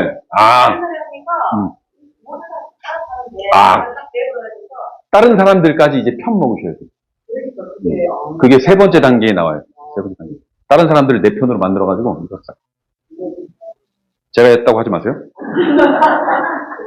가만히 있으면 안 돼요. 자, 근데 이건 나인이라고 하는 책인데요. 이제 사회가 급변하잖아요. 여러분, 무어의 법칙이라고 들어보셨어요? 그러니까 과학기술의 발전 속도가 어떻게 변화하는지에 대한 법칙인데, 2년 동안 2배 발전한대요. 2년 동안 2배. 그러면 2년이면 2배, 4년이면 4배, 6년이면 8배, 8년이면 16배, 10년이면 32배, 12년이면 64배가 빨라져요.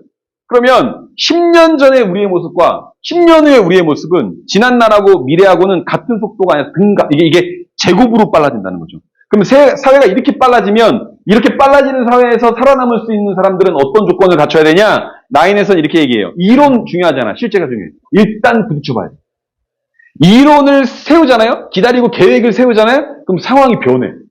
변했네? 다시 계획을 세워? 상황이 또 변해.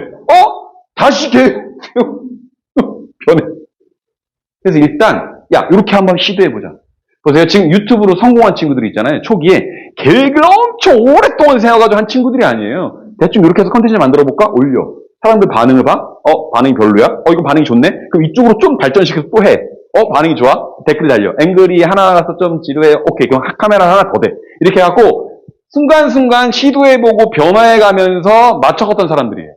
그런데 계획을 세워. 이렇게 해서 콘텐츠를 해야 되겠다. 이렇게 해서 유튜브를 해야 되겠다. 했어. 계획만 6개월 세웠어. 근데 사회적 트렌드가 변했어.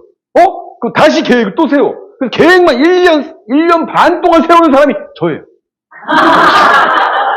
계획만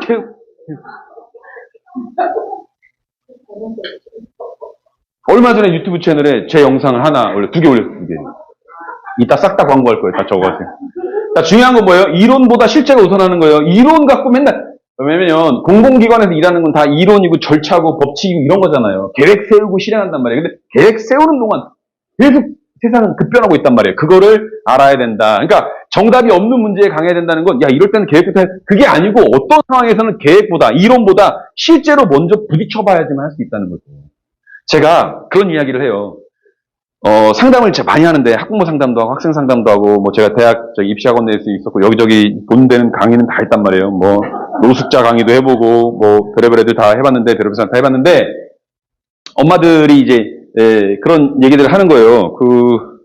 이건 넘어가도 시간이 없다고. 넘어가도록 하겠습니다. 궁금하세요? 네. 넘어가도록 하겠습니다.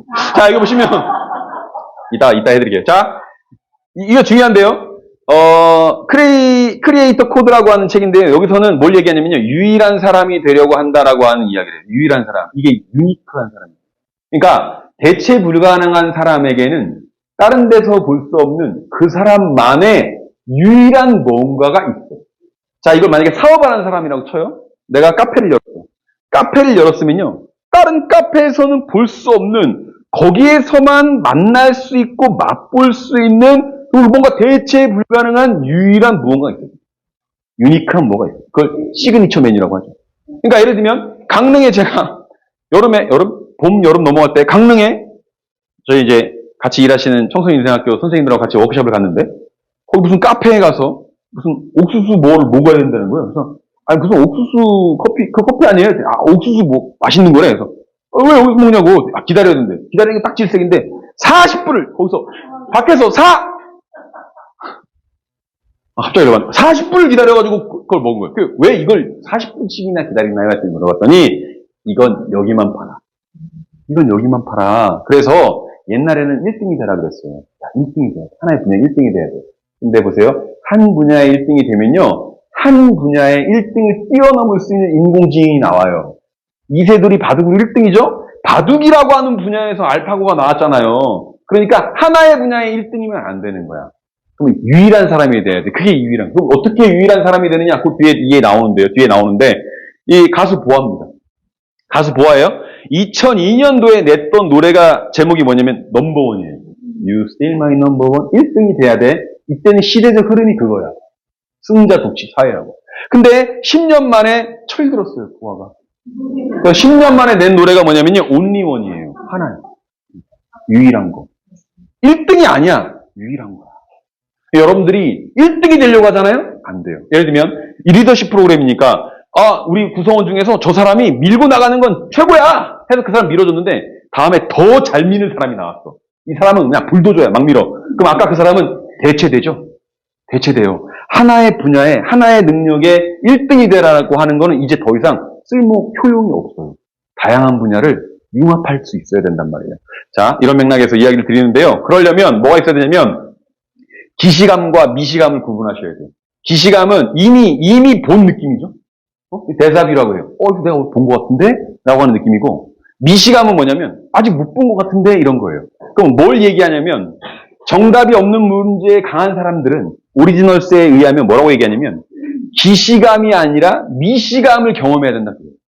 이게 무슨 말이냐? 굉장히 중요한 겁니다. 늘 봐왔어. 난 당연히 이걸 본 거야. 그런데 리더는 마치 이걸 처음 보는 사람인 것처럼 그러고 상상을 해요. 어떤 맥락이냐면 이런 거죠. 세상이 변하고 상황이 바뀌면 기존에 왔던 틀이 바뀔 수 있잖아요. 근데 제일 위험한 건 뭐냐면 이거 비슷한 거 내가 해봤어 하는 순간 끝난다는 거죠. 근데 진짜 리더는 내가 이거 유상을 해봤는데 상황이 달라졌을 수 있잖아. 아까 무어의 법칙 얘기했잖아. 세상이 계속 변한단 말이에요. 내가 이거 유사한 거 해봤는데 해봤다는 느낌이 드는 게 아니고 미시가 처음 보는 것처럼 낯설게 보는 거예요. 그래서 이렇게 뒤집어보고 저렇게 뒤집어보고 위험한 건 뭐냐면 내가 이거 비슷한 거 해봤어 하고서 내가 옛날에 하던 관성대로 하면 상황은 바뀌었는데 패턴은 똑같기 때문에 그게 제대로 먹힐 리가 있겠어요? 없겠어요? 없다는 거죠. 그래서 기존에 갖고 있었던 거를 의심하셔야 돼요. 근데 이게 철학과 가면 하거든요. 제가 철학과 나왔잖아요. 철학과 가면 모든 걸 다 의심하라고 가르쳐요. 철학 개론 시간에. 그리고 근대 철학사 때 여러분 배우셨을 거예요. 그 데카르트의 코기토 에르고 숨 하면 나는 의심한다. 다 의심한다. 그러므로 의심하고 있는 나이가 존재한다. 그래서 숙제가 뭐냐면 여러분들 모든 걸 다 의심하세요. 이게 탁자일지 아닐지도 의심하시고요. 이 감각들 딱딱하다. 이것도 거짓일 수도 있어요. 감각들도 다 의심하세요. 해가지고 제가 바로 숙제를 집에 가서 바로 아침마다 밥을 차려주는 저희는 나의 친모일까 아닐까를 내가 의심했어요. 지켜봐. 밥을 주네, 나를. 저 밥이 진짜 밥일까 아닐까? 난 사육되는 건가 친모일까 아닐까? 근데 제가 2주 동안 경험하고 나서 저 여인이 나의 친모가 확실하다라고 하는 생각을 하게 됐어요. 2주 내내 술을 처먹고 늦게 들어오는 아들에게 밥을 차려주는 저 여인은 엄마가 아니면 의심하셔야 돼요. 여러분들 의심하셔야 돼요. 신랑이 열심히 의심하셔야 돼요. 우리 아들이 우리 딸이 성적을 잘 받았어? 의심하셔야 돼요. 내 새끼가 이럴 수 있나? 이거 의심하셔야죠. 제가 학부모 강의 가면 그러거든요. 학부모 강의 갈 때도 많이 모시려고 강의 제목을 막 우리 아이 공부법 뭐 이런 걸 한단 말이에요. 그럼 막 잔뜩 와. 그때 제가 이 얘기했나요? 잔뜩 와다. 이 얘기했어요? 그래요? 두 번째요? 이 얘기했어요? 첫 번째 질문이 이거예요. 여기 우리 아이 공부법 때문에 오셨는데 이거 수업 들으면 우리 아이 좋은 데 갈 거라고 생각하시죠? 네! 다른데 서울대 나오시면 손 들어보세요. 없어. 그럼 남편분이 서울대 손 들어보세요. 없어. 없어? 없으세요? 그럼 제가 바로 그 다음 멘트가 뭐냐면 두 번 들으셨고 오늘 세 번째.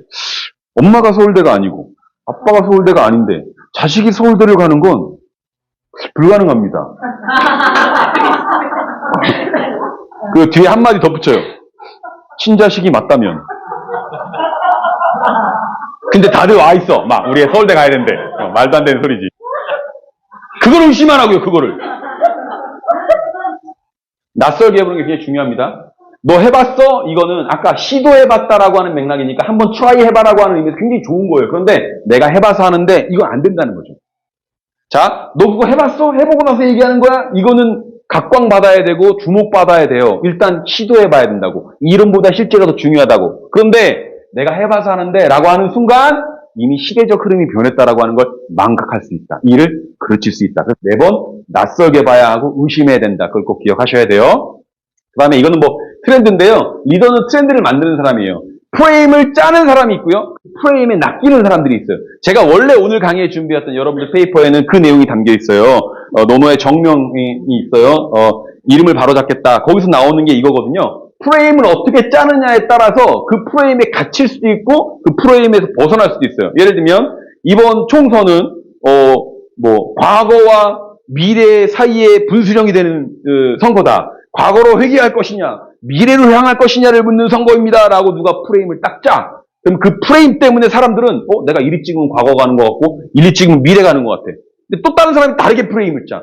이거는 지금 대통령에 대한 평가라는 선거입니다. 라고 프레임을 딱 짜면 그럼 내가 누굴 찍으면 어떻게 이렇게 되는 거예요. 이해되시죠? 프레임을 어떻게 짜느냐에 따라서 의미가 달라질 수 있다. 이런 건데 리더는 기본적으로 그 프레임을 짜는 사람들이죠. 혹은 그 프레임을 깨는 사람들. 근데 호구들은 그 프레임인지도 몰라. 천지분간이 안 되니까 그냥 그런가 보다 하고서 어디서 주워들인 거 떠들면서 자기 생각인 것처럼 얘기한다는 거죠. 스티브 잡스가 혁신을 했었던 까닭은요. 모든 걸 다 만든 게 아니에요. 스티브 잡스는. 처음에 아이폰을 만들었을 때 스티브 잡스가 모든 걸 다 만든 게 아니죠. 예를 들면 카메라는 제일 잘 만드는 회사 거. 예를 들면 예를 드는 거예요. 카메라는 LG 거. 그다음에 여기 안에 들어가는 CPU나 이거는 마이크로소프트 거. 여기 이거 다 갖고 와. 갖고 오는데 거기 또 뭐를 했냐면 기존에는 핸드폰 따로 그러니까 이 전화기 따로, 그 다음에 PDA라고, 기억하시나요? PDA라고 해가지고 이제 단말기 같은 게 있어요? PDA 따로, 음악 듣는 MP3를 따로, 이 따로 있던 거, 카메라로 따로, 디지털 카메라 따로. 근데 그냥 따로 있던 걸 그냥 묶은 거예요. 이 묶은 게 여러분들한테 페이퍼 드렸던 거 보시면 거기 뭐가 나와요? 연필하고 지우개 묶어갖고 연필 지우개 만든 사람이 똑같은 거예요. 뭐가 달라요? 혁신은 거기서 오는 거죠. 그럼 그 사람은 뭘 봤어? 카메라는 누가 제일 잘 만든지를 봤어. 누가? CPU는 누가 제일 잘 만든지를 봤어. 그리고 사람들이 뭘 불편해하는지를 봤어. 연필 지우개 따로 같이 갖고 다니니까 잊어버려. 그러니까 그 답답한 걸 봐서 누가 연필 뒤에다 지우개를 꽂았어. 혁신이. 근데 카메라 따로 갖고 다니고 PDA 따로 갖고 다니고 핸드폰 따로 갖고 다니고 MP3 따로 갖고 다니니까 맨날 그걸 챙기고 있어? 그걸 봤어 잡수는. 저걸 하나로 묶으면 되겠다. 그게 혁신이. 뭐 대단한 거 있나요? 기존에 있던 것들을 뛰어넘을 수 있으려면 기존의 틀을 낯설게 해봐야. 그러고 넘어가야지 새로운 트렌드를 만들 수 있다. 이게 첫 번째였고요.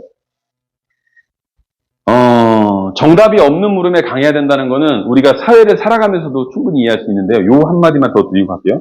아까 정답이 있는 건 시험이라고 했고 정답이 없는 거는 질문이라고 했잖아요. 근데 우리가 사는 세상도 사실은 그런 차원인 것 같아요. 그러니까 학교 다닐 때는 중간고사, 기말고사 막 이렇게 하고 있는데 이런 과정들은 좀 다른 것 같아요. 지금 이게 여러분들 10주차 같이 수업을 듣고 계신 분들인가요? 같이 듣고 계신 분들이면 한번 같이 계신 분들 동료들 옆에 한번 얼굴 한 번씩 보세요. 이렇게 동료분들의 얼굴 한번 보세요. 같이 10주 동안 고생하신 분들이시잖아요. 그렇죠? 제가 한번 여쭤볼게요. 옆에 계신 분들 얼굴 봤잖아요. 답이 있어요?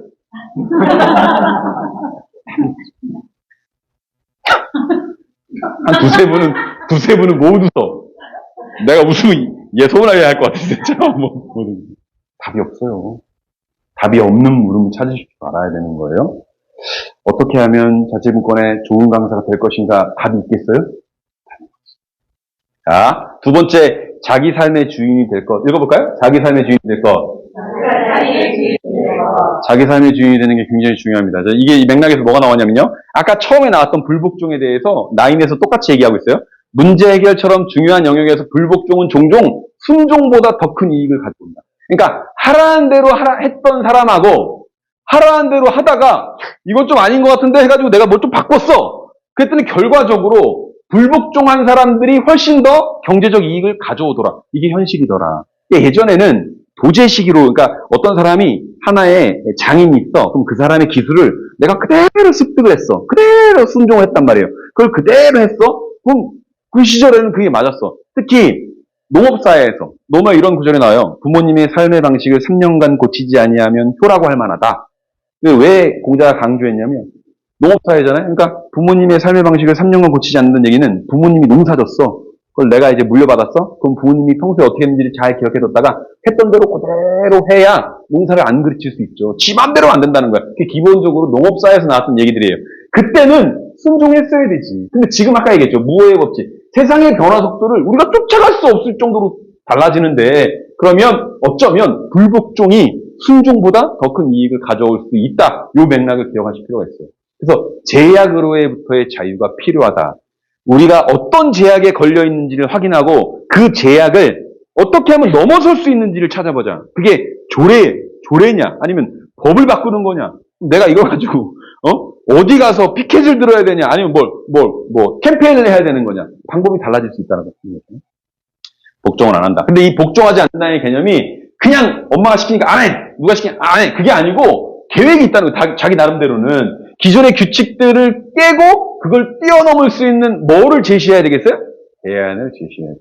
근데 대안을 완전히 제시를 안 해도 괜찮아요. 문제의식만 가지고 있는 사람들도 충분히 그 안에서 문제의식을 가지고 있는 사람들이 모여서 대안을 제시할 수 있어요. 이것만 그냥 기존에 있었던 대로 그대로 가는 게 아니에요. 그래서 얘기해요. 남의 청사진을 그대로 따라가서는 노벨상 못 탄다고. 노벨상 탄 사람들은 다 뭔가 이렇게 뛰어넘으려고 했던 사람들입니다. 두 번째는 이게 굉장히 중요한 건데요. 여러분들 아마 그런 이야기 많이 들어보셨을 거예요. 잘하는 거하고 좋아하는 거하고 뭘 해야 될까요? 이런 질문이 있어요. 둘 중에 한번 손 들어보세요. 둘 중에 한 번은 손 들어야 돼요. 아시겠죠? 손 안 들면 다음 생에도 그 남편, 그 부인 만나요? 자, 질문. 좋아하는 걸 해야 된다. 내리시고요. 잘하는 걸 해야 된다. 옛날에는 이게 논쟁이었어요. 왜 논쟁이었냐면 적당히 살다들 갔거든요. 그게 무슨 말이냐면 초등학교, 중학교, 고등학교 다니고 대학 다니고 숙련된 과정을 거쳐갖고 회사 들어가서 한 20년 짬 있다가 이제 중견 돼가지고 60세에 은퇴하면은 노후 보내다가 적당히 살다가 이제 갔단 말이에요. 근데 지금 아까 얘기했죠.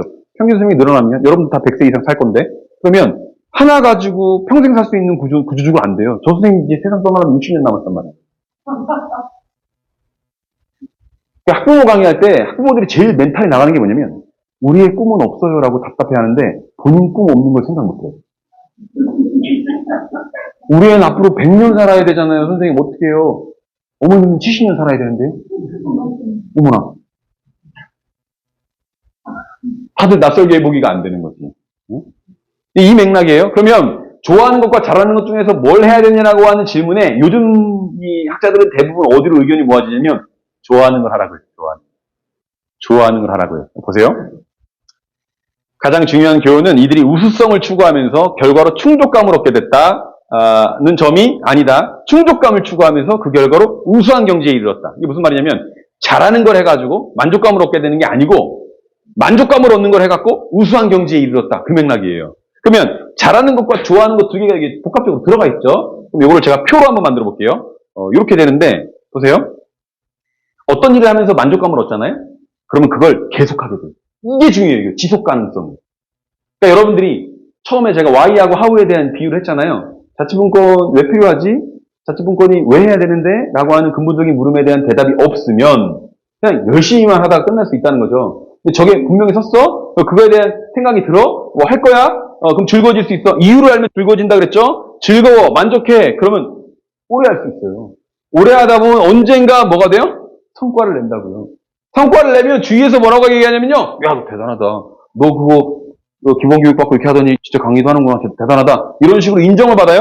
인정받으면 아까 뭐라고 했어요? 우리 모두는 인정 욕구가 있다. 인정받으면 어떻게 하게 되죠? 또 만족감을 얻어요. 만족감을 얻어요? 다시 올라가죠? 오래 하게 돼요. 더 잘해요? 무언가 인정받게 되고 기여하게 되죠? 그럼 또 만족감을 얻어요. 이렇게 가야 한다라고 가르칩니다. 그러면 이제 여기서부터 뭐가 나와야 되냐면 그럼 난 뭘 할 때 만족하지? 난 뭘 할 때 좋아하지? 난 뭘 좋아하지?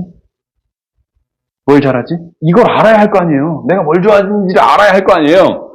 충족감은, 만족감은, 좋아하는 것은 스스로, 그러니까 주어지는 게 아니라 스스로 획득해, 찾아야만 해요. 아까 왜 해야 되지를 찾아야만 하는 것처럼 내가 뭐 할 때 즐거운지 좋아하는지도 이것도 자기가 스스로 찾아야만 해요. 누가 안 가르쳐 줍니다. 그래서 개인의 가장 중요한 의미가 개인적 책임이다. 내가 좋아해서 내가 찾은 거니까. 그러면 이제 이런 거죠.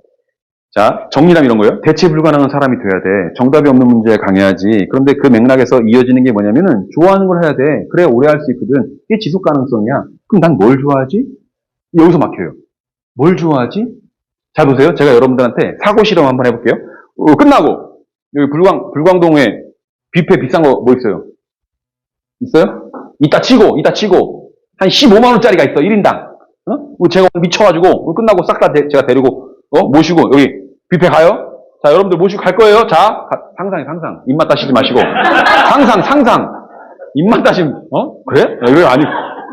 한다고 쳐요? 자, 여러분들 뷔페에 들어갔어요. 상상해보는 거예요. 뷔페에 들어갔어요. 들어갔죠? 그리고 여러분들 자, 앉으시고요. 접시 드시고 여기 포크랑 젓가락 드시고 자, 드시고 싶은 거 쭉 많아요. 뭐 육류, 뭐 중식, 뭐 해물, 뭐 회, 초밥, 뭐 많아요. 쭉 있어요. 자, 여러분들 하나씩 제일 좋아하는 거 하나 골랐어? 골랐죠? 골랐어? 고르셨죠? 상상했죠? 상상했어? 자리로 돌아왔어요? 자, 제가 여러분들이 고른 음식을 마셔보겠습니다. 지금 여러분들이 고른 음식은 언젠가 한 번쯤 먹어본 음식입니다. 아니다, 손 드세요. 나 원숭이 골 이런 거 골랐다. 보세요. 나 뱀 눈깔 이런 거 골랐다. 손 들어보세요. 없죠? 대부분 다 먹어본 음식이에요. 근데 이게 굉장히 중요합니다. 왜 중요하냐면요. 이게 유튜브에 올라간다니까 제가 마누라 형을 못 보겠는데, 여하간 예전에 제가 만났던 여자분이라고 얘기를 들었거든요. 그분을 이제 만나서 연애를 하고 있는데, 그분이 산간 지역 출신이고, 저는 바닷가 출신이에요. 저는 전라도 출신이고, 그분은 경상도 출신이에요. 동서 화합의 의미로 이렇게 결혼하게 됐는데, 뭐 어쩔 수 없었다는 의미는 아니고요. 전 행복해요. 여러분들 표정 절 보시면 아시죠? 진짜 행복합니다. 와이프가 셋째 딸인데, 우리 셋째 딸은 얼굴도 안 보고 데려간다고 하잖아요. 그 말 조그만 새끼 찾고 있어요, 지금 제가. 이거 좀 편집해 주시고. 아, 그런데 이제 중요한 건, 연애할 때 얘기. 한식, 그 백반집에 갔는데, 제가 너무나 좋아하는 젓갈이 나온 거예요, 젓갈. 오징어 젓갈이 나왔어요. 전 너무 좋아하니까, 여자친구한테, 먹어봐. 그랬어요. 그랬더니, 여자친구가, 뭔데? 그랬더니, 이거 오징어 젓갈이야. 나 그거 못 먹어. 그러더라고요. 그래? 먹어봤어? 그랬더니, 아니? 그래? 그럼 안 먹어본 거네. 그럼 먹어봐. 아니야, 나 못 먹어. 먹어봤어? 아니? 그럼 안 먹어본 거네. 한번 먹어봐. 못 먹어. 나를 놀리나 생각이 드는 거예요. 먹어봤어? 안 먹어봤대. 그럼 안 먹어본 거잖아. 먹어봐. 못 먹어. 슬슬 열이 받기 시작하더라고. 그때 결단을 했어야 되는데. 여하간, 근데 이게 굉장히 중요한 건데요. 4살, 5살짜리 아이들은 앞서 우리 첫 번째 나왔던 거에 호기심이라는 표현이 나왔었어요. 호기심이 왕성해요.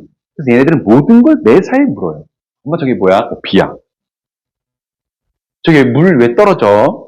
그럼 이제 엄마가 조금 유식하면 수증기가 상승했다가 응축되는 과정에서 제 무게를 이기지 못하고 지상으로 떨어지는 거야. 이렇게 얘기해주면 애가 지식이 확장되는데 그러게 저 왜 떨어진다니? 이러면 이제 애는 거기서 지식이 멈춰. 아니면 아빠한테 물어봐. 이러면 이제 아빠는 도망가죠. 그때가 호기심이 왕성한 나이에 그래서 지적 호기심이 왕성하기 때문에 지식이 막 팽창하는 속도가 든단 말이에요. 그런데 시간이 지남에 따라서 그렇게 안 된다는 거지, 지식이. 그런데 나이가 들잖아요? 나이가 들면 기존에 어린 시절에 자기가 해봤던 것들만 가지고 자기의 모든 것들이 결정이 돼요. 대체로 그래요. 제가 강남에 있는 모 논술학원에서 논술 선생으로 벌어먹고 살 때의 이야기예요. 한 반에 8명의 아이들이 있어요. 중학교 3학년이었던 걸로 기억하는데 아이한테 물어봐요. 넌 꿈이 뭐니? 선생님, 저는 판사가 되고 싶습니다. 그러더라고요. 그래서 내가, 너의 아빠는 판사구나. 어떻게 하셨어요? 다 아는 방법이 있지. 넌 뭐 되고 싶니? 선생님, 저는 한의사가 되고 싶어요. 너 아빠가 한의사구나. 어떻게 하셨어요? 넌 뭐가 되고 싶니? 검사요. 아빠가 검사. 어떻게 하셨어요? 이걸 왜 모르죠? 무슨 말이냐면, 애들이 대체로 자기가 선망하는 직업들은요, 자기 주위에서 경험한 직업들이에요. 요즘 애들은 유튜브도 많이 보기 때문에 요즘 애들한테 너 뭐 하고 싶어? 뭐 좋아해? 뭐 되고 싶어? 물어보면요. 대부분 자기가 경험한 것들 혹은 간접 경험한 것들 중에서 골라요. 그럼 보세요. 경험을 안 해본 것들은 못하는 거잖아요. 못 해본 거예요. 근데 그게 시간이 지나면서 머릿속에서 오류가 나. 못 해본 것과 안 해본 것을 구분하지 못해요. 그럼 무슨 일이 벌어지느냐? 못 해본 것들은 아니지. 안 해본 것들은 못하는 거라고 착각하게 됩니다. 근데 지금은 그 오징어 젓갈을 잘 먹어요. 제가 먹을 게 없다는 큰 문제예요. 지금 그래서 애초에 그걸 권하지 않았더라면 더 좋았겠다라고 생각이 드는데 그럼 여기서 굉장히 중요한 겁니다. 보세요. 좋아하는 걸 어떻게 찾아야 돼요? 내가 언제 만족감을 느끼고 충족감을 느껴요? 좋아하는 걸 할 때로 했잖아요. 그럼 지속할 수 있다고. 그럼 내가 뭘 좋아하는지 어떻게 알죠? 그럼 해봐야지. 해보려면 뭘 해야 돼요? 기존에 내가 가지고 있던 틀을 깨야죠. 난 이걸 좋아하는 사람이야. 이것도 한번 먹어봐. 아이가 안 먹어. 먹어봤어? 아니? 그럼 못 먹어. 똑같은 지금 또 되는 거죠? 그러니까 안 해본 것들을 해보려고 하는 시도를 가지셔야 돼요. 그래야만 대체 불가능한 사람이 돼요. 여러분들 표정이 굉장히 어두워졌어요. 야, 지금 이것도 내가 겨우 하는데 새로운 걸 또 해야 돼? 어쩔 수 없어요. 이제 한 분야에서 1등 안 돼. 대신 희망이 있어요. 몇 가지를 섞으면 되는데 1등을 안 해도 괜찮아요. 여기서 한 30명이야? 그럼 예전에는 1등만 먹고 살았는데 그게 아니고 30명 중에서 한 10등 해도 돼. 근데 그런 분야를 3, 4개를 융합할 수 있는 힘이 있어요. 그게 대체 불가능한 사람으로 가요.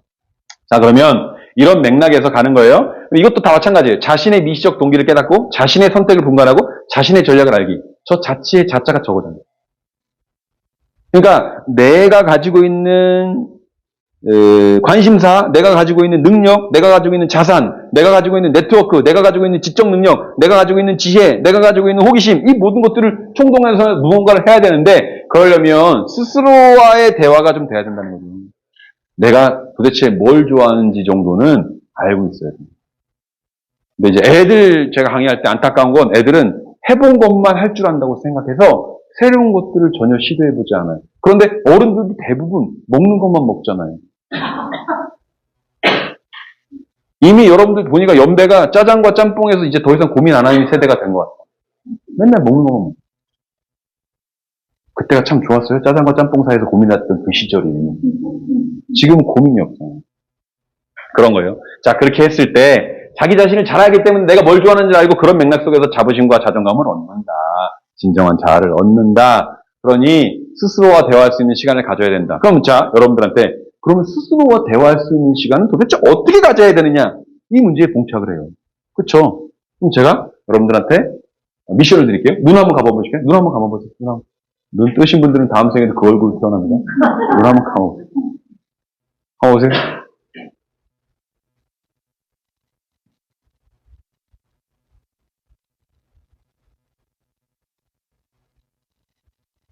자, 이제 뜨셔도 됩니다. 제가 또 여러분들이 속으로 무슨 생각인지 한번 맞춰볼게요. 자, 눈을 감으세요 그랬어요. 이제 여러분 눈을 감죠. 감으면서 무슨 생각이냐면 눈을 왜 감으라고 하지? 라고 질문을 했어. 여러분들은 다 했어. 지금 표정 보니까 다 했어. 눈을 왜 감으라고 하지? 질문을 했어. 누구한테 했어요? 나한테 했어. 지금 나한테. 그리고 또 대답을 해. 왜냐면 내가 질문했잖아. 대답을 해. 뭐 이유가 있겠지? 좀 지나면 뭐지? 더 감으라는 건가? 뭐 이랬을 거야. 다. 최소한 이 질문을 했어. 맞죠? 맞잖아. 귀신이지. 다 머리 꼭대기 앉아있어요. 선생님 특별히 멍청 그쪽이 아니었고 다 마찬가지예요. 이게 왜 그러냐면 보세요. 우리는요. 아침에 눈을 뜨고 저녁에 눈을 감을 때까지 우리 스스로와 대화할 수 있는 시간이 거의 없어요. 이걸 못 견뎌요. 이걸 외로워해요. 이걸 외로움이라고 착각해요. 저는 인간이라면 필수적으로 우리가 리더 이야기하는 거니까 리더라면 대체 불가능한 사람이라면 필수적으로 고독할 시간이 필요해요.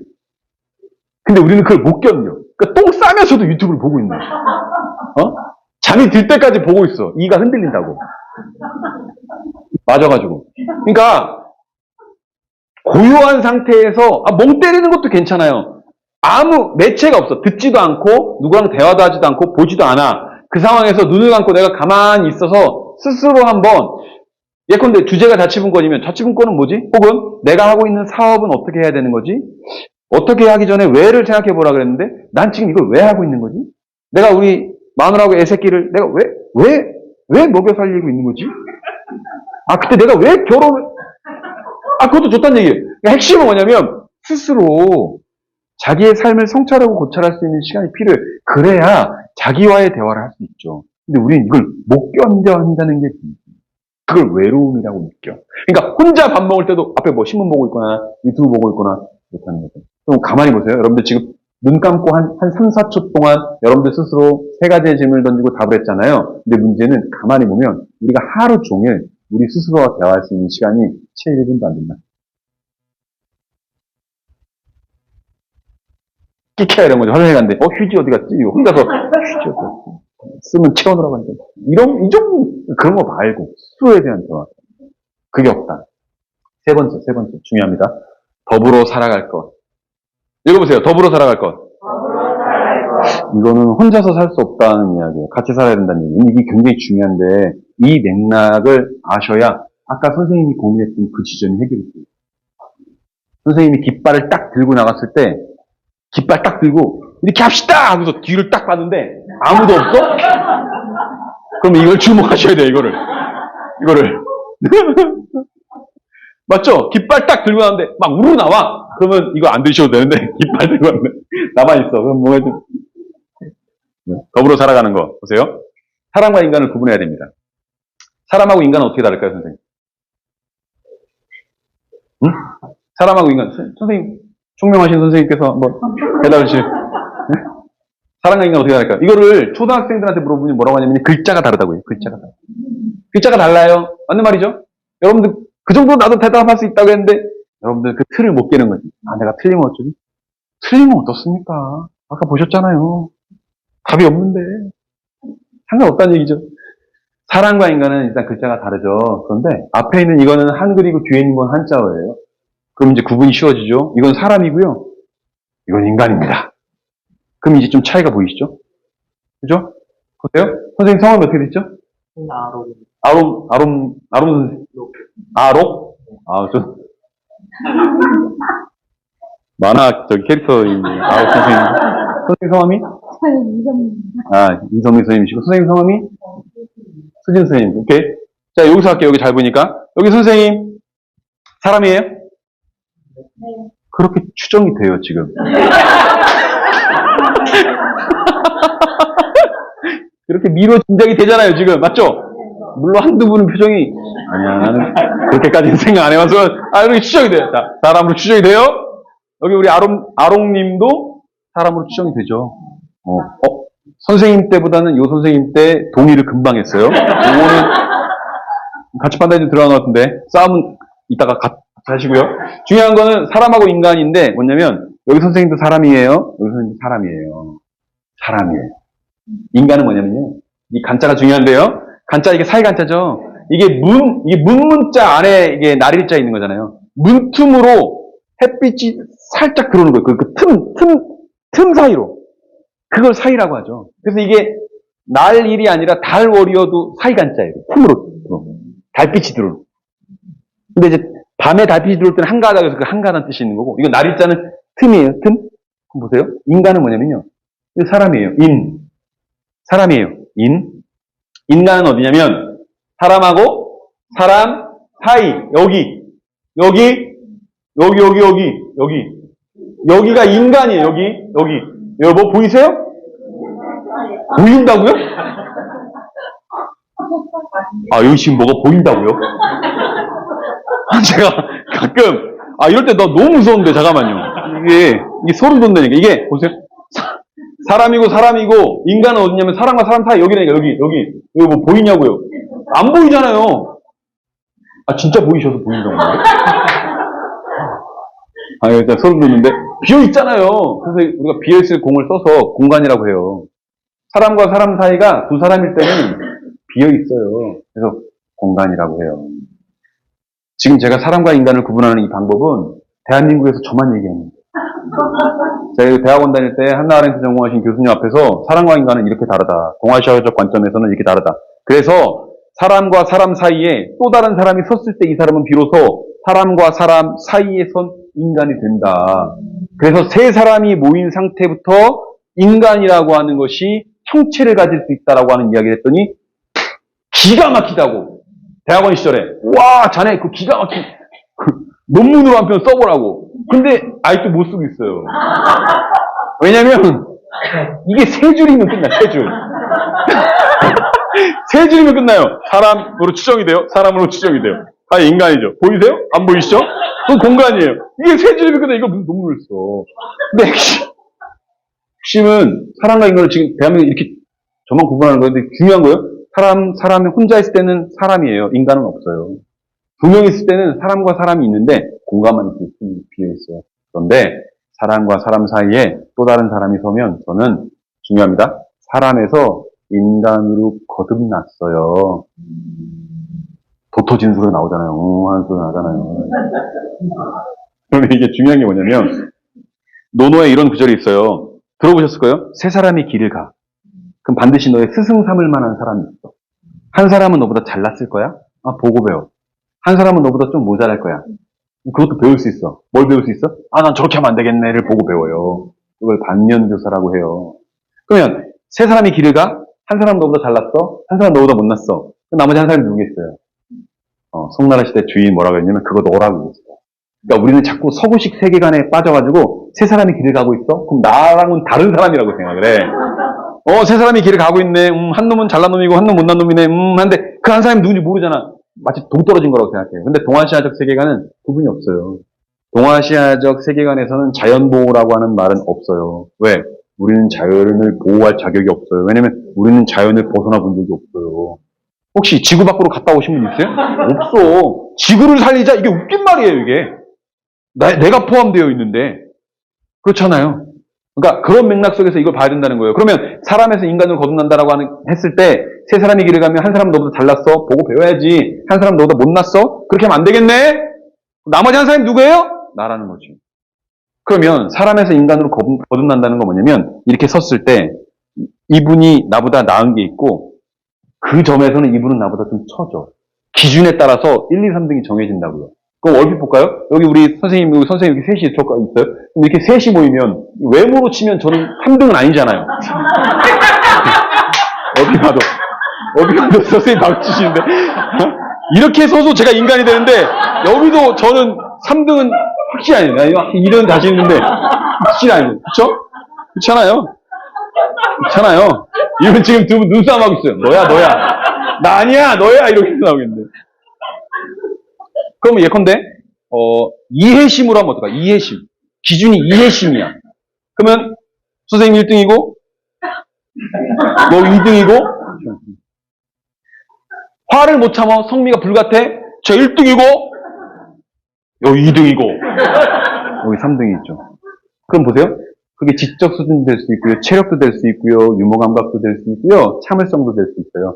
리더십도 될 수 있고요. 상황을 얼마나 객관적이고 높은 상황에서 조망할 수 있고 관조할 수 있느냐, 그 능력도 다 다르겠죠. 그럼 보세요. 이렇게 셋이 모이잖아요. 각자 다 1등이 돼요.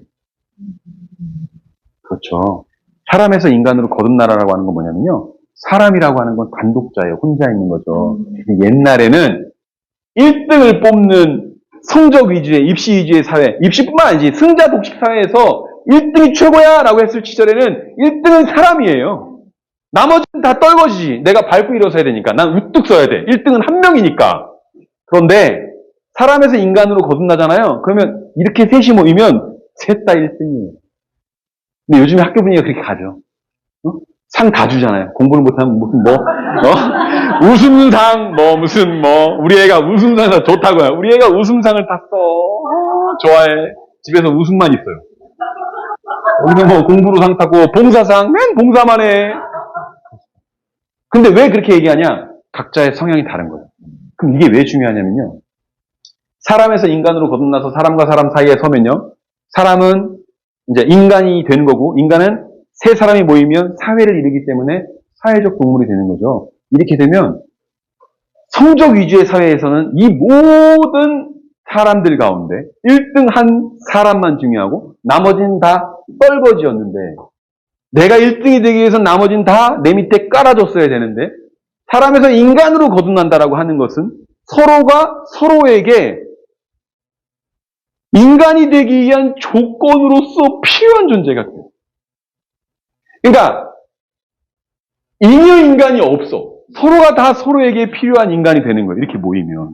그래서 신이 인간에게 두 손을 준 까닭은 싫어하는 놈, 이거 하라는 얘기가 아니라 나보다 잘하는 놈, 나보다 못하는 놈도 데리고 가라는 거예요. 이렇게 됐을 때 사람에서 인간으로 거듭날 수 있어요. 그럼 그 상황에서 어떤 일이 벌어지냐? 질문을 할 수 있어요. 자, 보세요. 정답이 있다 그랬다 없다 그래서 질문은 정답이 없는 물음을 묻는 게 질문이라고 했죠. 그러면 이 셋이 모여가지고 성적으로만 나눴고 승자독식 사회에서는 하나만 정답이고 나머지 다 틀린 사람이었지만 이제 정답이 없는 물음인 질문이 각광받는 사회고 서로가 왜냐면 이분이 가장 잘하는 분야에 대해서 우리 둘이 이분한테 질문할 수 있잖아요. 이분이 제일 잘하는 분야에 대해서 우리 둘이 질문할 수 있잖아요. 외모에 대해서는 저한테 물어볼 거 아니에요. 그런 맥락 속에서 정답이 없는 물음을 묻는 사회가 된다는 거고요. 두 번째는 그 상황에서 기준에 따라서 너도 정답이고 너도 정답이고 나도 정답이야. 서로가 정답이야. 그러면 상대를 대화의 파트너로 인정하게 돼요. 그 전에는 1등 한 사람 있고 나머지는 다 따라지야. 그러니까 니들 제가 예전에 팟캐스트 할 때 마음 아팠던 게 뭐냐면 중학교에서 20년 넘게 30년 넘게 근무하셨던 분들하고 인터뷰하는 팟캐스트 방송을 했었는데 그때 중학교에서 오래 계셨는데 학교 선생님으로 계시면서 깨달은 게 뭐냐고 했더니 두 가지인데요. 하나는 뭐라고 했냐면 세상에 자기 자식을 잘하는 부모가 없더라. 이걸 깨달았다고 하고 두 번째는 성적 위주, 입시 위주의 사회이다 보니 공부를 못하는 친구들은 내가 공부를 좀 못하기 때문에 공부를 잘하는 애들이 다른 면에서도 까불고 괴롭히고 선생님이 걔만 편애하고 예뻐해도 내가 그걸 감내해야 되는구나라고 체념하더라. 그걸 깨달았다는 거예요. 승자독식 사회에서는 그랬다는 거지. 근데 이제 바뀐 세상에서 바뀌어가는 세상에서는 서로가 1등일 수 있고 서로가 정답일 수 있다는 거죠. 그럼 무슨 일이 벌어지냐? 너도 정답이고 나도 정답이야. 그러면서 상대를 대화의 파트너로 인정하게 된다는 거죠. 그러면 우열이 없어져요. 성적 하나의 기준으로 나누지 않기 때문에. 그럼 이 맥락 속에서 서로가 뭘 찾을 수 있어요? 시너지를 찾을 수 있지. 동반 상승의 길을 찾을 수 있어요. 그럼 아까 제가 스티브 잡스 얘기한 거 기억하시죠? 스티브 잡스는 자기 친구들이 이렇게 있었던 거지. 근데 그 중에서 얘는 마케팅을 잘해? 나랑 마케팅 같이 해볼래? 얘가 마케팅을 잘하는 걸 내가 읽었거든. 얘는 마케팅은 잘 못하는데 사업 수완이 좀 있어. 영업 수완이 있어. 그럼 너 영업을 좀 해줄래? 했어. 저기 누가 카메라를 잘 만드네? 카메라 갖고 왔어. 무슨 느낌인지 아시겠어요? 리더는 사람을 읽는 거예요. 제가 뭘 잘하고, 뭘 못하고, 뭐에 능하고, 뭐에 부족한지를. 왜? 그 사람을 읽으려면 뭘 해야 돼요? 인간이 되어야 되겠죠. 사람이 아니라 인간으로 사람과 사람 사이에 틈입해서 사람들 사이로 돌아다니면서 쟤는 뭘 잘하고, 뭘 못하고, 뭘 아쉬워하고, 뭘 부족한지를 볼 수 있다는 거예요. 그건 사람을 읽는 거죠. 또 하나가 있어요. 이미 여기는 사회 속이네요. 여러분들이 저 강사가 돼가고 이 사회에서 무언가 자치분권에 대한 가치를 뭘 해요? 그러면 여러분들이 만나는 수많은 수강생들 사이에서 그 사람들이 뭘 답답해하고, 뭘 부족해하고, 우리가 지금 뭐가 시급한지에 대해서 그 사람들의 니즈를 읽을 수 있어요. 뭘 원하는지를 읽을 수 있어요. 그러면 이런 맥락에서 원하는 걸 읽잖아요? 그럼 대인관계 향상이니 시너지니 뭐 니즈 파악이니 이걸 다 기본적으로 우리는 공감이라고 하죠. 상대를 대화의 파트너로 인정했을 때 비로소 공감할 수 있어요. 이렇게 해야만 혁신적인 것도 할 수 있고요. 잡스도 될 수 있고요. 리더도 될 수 있어요. 근데 나 혼자 잘났으니까 따라와! 안 따라와요. 아시겠어요? 사회가 그렇게 변해가고 있다는 거예요. 자, 강의는 거의 다 끝났어요. 문문자들의 도시라고 하는 책을 보니까 이런 구조에 나와요. 막판에 이게 뭐냐면 영화인데 어느 순간 한 사람 빼고 모두 눈이 멀어요. 이렇게. 그래서 눈이 안 보여. 근데 소설 끝부분에 가면은 다 모두 눈을 뜨게 되거든요. 근데 그러면서 마지막 부분에 이런 얘기가 나와요. 주인공이 얘기해요. 사실은 볼 수 있지만 보지 않은 눈먼 사람들이라는 거죠. 라고 얘기하거든요. 아까 제가 대학에 있는 이야기 했죠. 제가 말씀드린 오늘 이야기는 상상 속에 있는 이야기가 아니고요. 실제 사회가 이렇게 흘러갈 것이다라고 하는 전망의 이야기들이었어요.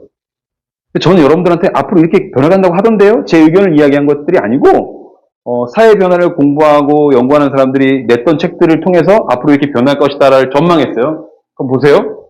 그런 전망을 보려고 하면 볼 수 있는데 그 변화의 모습들을 보려고 하지 않으면 볼 수 없어요. 보려고 해야만 그 사람들을 읽을 수 있고요. 리드해야만 리더가 될 수 있다. 막판에 이 얘기를 할게요. 지금까지는 승자 독식 사회에서는 한 사람이 한 분야의 최고가 되고 그 사람이 1등이에요. 그 사람 먹고 살 수 있었고 리더도 돼요. 승자 독식 사회였어요. 나머지는 들러리였어요. 이제 변해가는 사회에서는 어떻게 되냐면요. 한 분야의 상위 20% 들어도 괜찮다고 제가 말씀드렸어요. 근데 세네 가지 분야를 융합해야 돼요. 그러려면 세네 가지 분야를 내가 다 융합하는 것도 방법인데 그게 아니라 세네 가지 분야에 뛰어난 사람들과 협업을 하는 것도 방법이에요.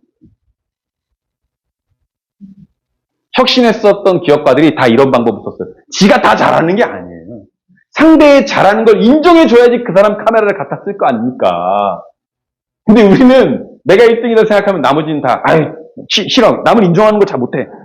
그럼 내가 진다라고 생각하거든. 그게 아니에요. 남을 인정해주면서 그 사람 거 빼먹어요. 그래야 내가 리더가 돼요. 그래서 이 세네 가지 분야에 이 협업을 해서 팀워크를 이룬다. 분권과 시너지는 뭐냐면요. 하나의 리더가 모든 권한을 다 준 사람이 아니에요. 실은 권한을 나눠줄 줄 아는 사람이 시너지를 낼 수 있어요. 그게 무슨 말이냐면 동아시아 철학에서 논어에서 남면이라는 표현이 나오는데 왕의 역할은 뭐냐면요. 남쪽을 쳐다보고 이렇게 앉아있는 거예요. 왕의 역할은 아무것도 안 해요. 남쪽을 쳐다보고 이렇게 앉아있어요. 아무것도 안 해요. 남면한다라고 표현했어요. 남쪽을 면한다 이런 건데 그래서 중국의 자금성이든 우리나라 경복궁이든 다 북쪽에서 남쪽을 향해서 왕의 자리가 이렇게 남쪽으로 가 있어요. 그럼 왕은 가만히 앉아만 있냐? 왕은 무위한다고 했어요. 그러니까 도가적 표현이 아니라 육아에서도 무위한다고 그랬어요. 없을 무자, 할 위자. 안 한다는 거야, 아무것도. 그냥 앉아만 있다는 거야. 왜 앉아만 있을 수 있어? 각 분야의 전문가들을 그 자리에 앉히기만 하는 거예요.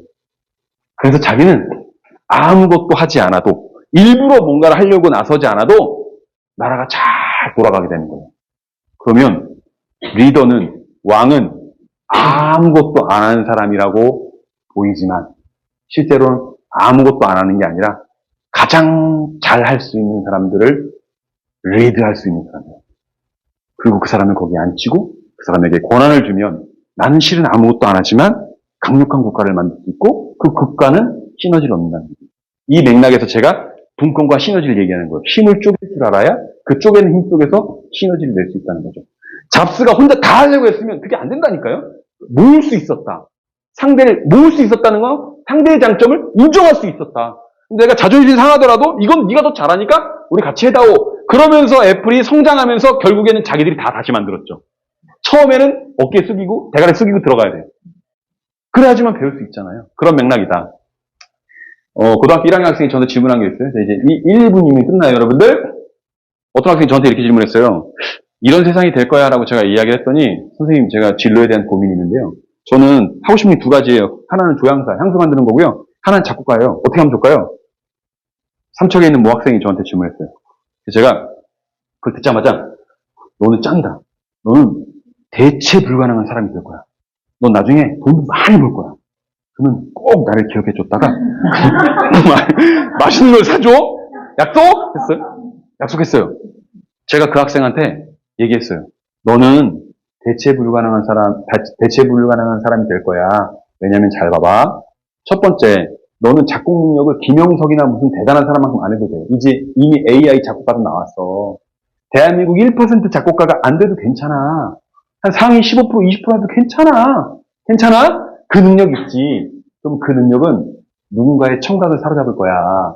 그런데 그 능력만 갖고 있잖아? 그럼 대체 가능해.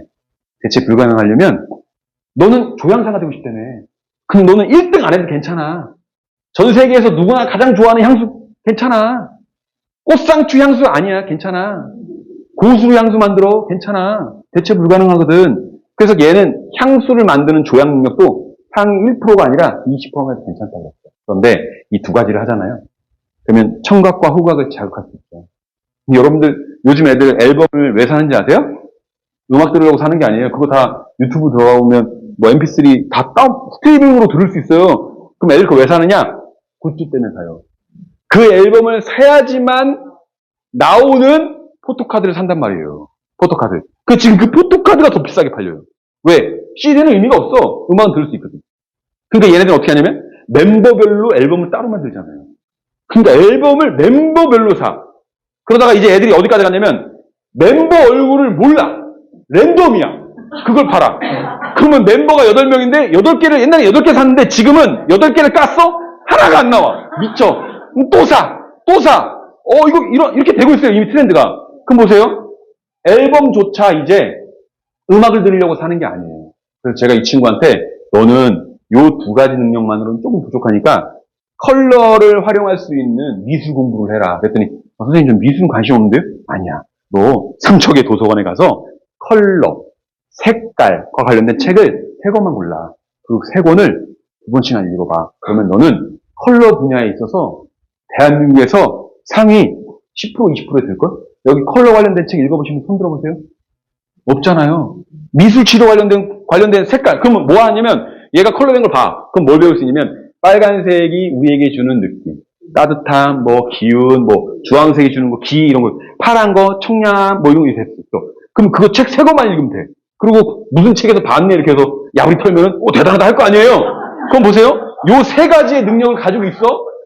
그럼 어떤 일이 벌어지냐면 앨범을 만드는데 컬러를 만들 수 있어. 예를 들면 분홍색을 컬러로 삼았어요. 그리고 디자인하는 애한테 얘기해줘. 이번에 컬러는 분홍색이야. 컨셉은 체리 블라썸. 그러니까 벚꽃 그런 거야. 그러니까 컬러는 분홍색으로 해줘. 그러면 얘가 컬러를 잡았죠. 시각을 사로잡았어요. 그 다음에 얘는 후각을 뭔가 분홍색, 벚꽃, 뭔가 블링블링, 남녀가 뭔가 첫 연애하는 사람들이 뭔가 벚꽃비가 막 내리는 데서 막 손잡고 뭔가 그런 어떤 블링블링한 느낌이야. 그래서 꽃향기 같은 걸 많이 넣고 뭔가 그런 걸 넣은 다음에 여기다 뭐예요? 뭔가 경쾌하면서 데이트, 드라이브 할 때 좋은 음악을 만들어? 그러면 이 앨범을 사잖아요. 그럼 앨범 넣으면 그 음악이 나와. 뭔가 블링블링한 게. 향수를 착착 뿌렸어? 그때 뭔가 벚꽃이 막 콧구멍에 들어간 것처럼 뭔가 이런 느낌이야? 근데 앨범이 분홍색이고 벚꽃이 비가 내려? 대체 불가능하죠. 대체 불가능해요.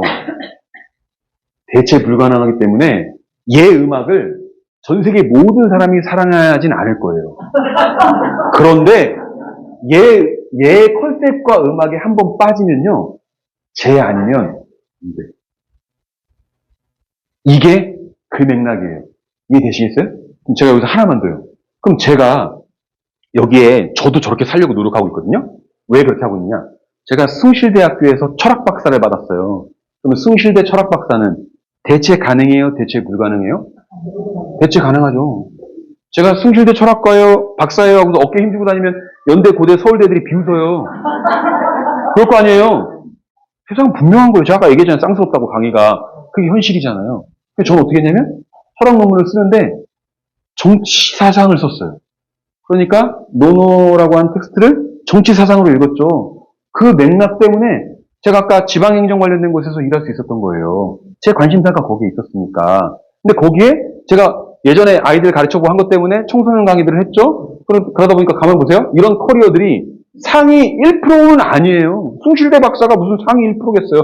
상위 한 10%, 15%. 박사는 나밖에 없으니까 나 1% 여기 되는 것 같은데. 여하간 그런 느낌이잖아요. 그럼 보세요. 숭실대 박사는 대체 불가능해요. 상위 15%, 10% 된단 말이에요. 그거 하나 갖고. 정치사상을 해서 지방정부협의회에서 일을 했어요. 행정 돌아가는 걸 알아요. 제가 오늘 은평구청 딱 들어오는데 공무원 냄새 이런 게 들어왔거든요. 공공기관에 특유의 냄새가 있어요. 선생님 아실 겁니다. 있어요. 하면 들어왔단 말이에요. 그걸 알아요. 생리를 안다고 돌아가는 거를. 언제 예산을 뭐하고 뭔지 알아. 예산 비중이 비율 어떻게 매칭 어떻게 잘 알아요. 그 능력이 있어. 청소년 대상 강의를 했어. 그 다음에 청소년 대상 강의를 하다 보니까 학교 선생님들 불러서 학교 선생님들 대상 강의를 했어요. 제 수업 들었던 학생이 지금 학교 선생님 됐어요. 사범대에서 강의 됐었으니까. 교장들이 불러? 교장들 앉혀놓고서, 어르신들 앉혀놓고서 그렇게 하면 안 돼? 막 가르쳐주니까 좋다고 막 박주고. 그 학교에 또 불러요? 그런 경험이 있죠? 노숙자들 경험해봤죠?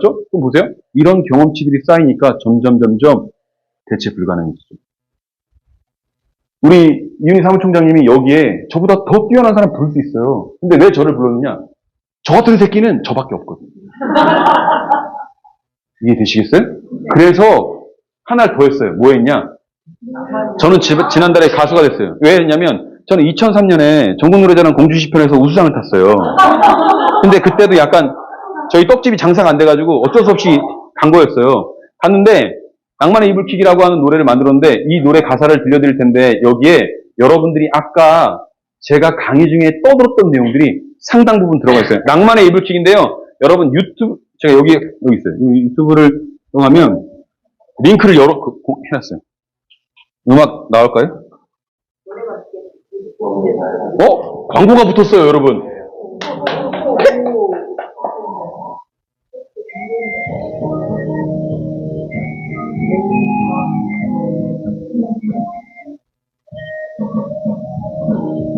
좋아요, 구독 좀 부탁드릴게요. 가사를 들려드릴게요. 여기 노래 제가 깔아놨어요. 걷는 대로 길이 된다고. 불러달라고요? 목소리 여기 마탱에 갔는데 부르겠어요? 걷는 대로 길이 된다고 믿었지. 제 목소리. 임영웅 덤벼라. 제가 대학 시절을 생각하면서 불렀어요. 그 시절 내가 서툴렀는데 심지어 서둘렀더라고. 괜찮아. 실패가 후회보다 낫잖아. 열심히 말고 제발 누구나 열심히 사니까 멋지게 그대 가슴 시키는 대로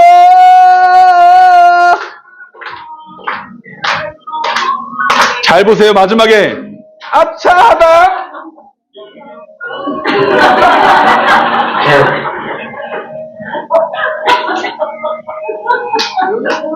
아차하다 영역이 떠나요. 이왕 나온 거 끝까지 듣고 마치겠습니다. 젊음은 영원하다고 믿었어요. 그때는 낭만의 하르케 한 잔에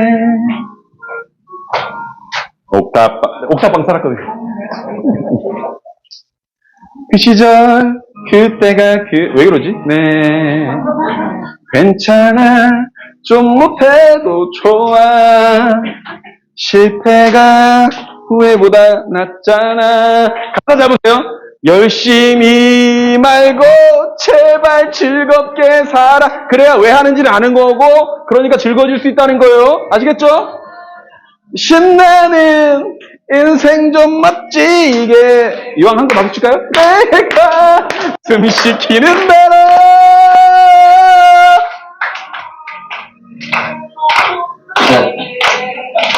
아차라. 목이 아프니까. 떠나네. 가사. 이제 살아가거나, 혹 사라지거나, 둘 중 하나 선택할 시간. 혹 후회하거나, 혹 후련하거나, 뉘우친데도 소용없는 걸. 3단 고음.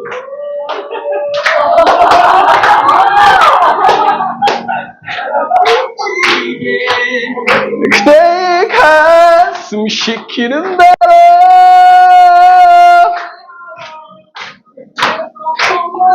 꼭 기억하세요. 아차하다 영영 아차하다 영영 떠나네. 마치겠습니다.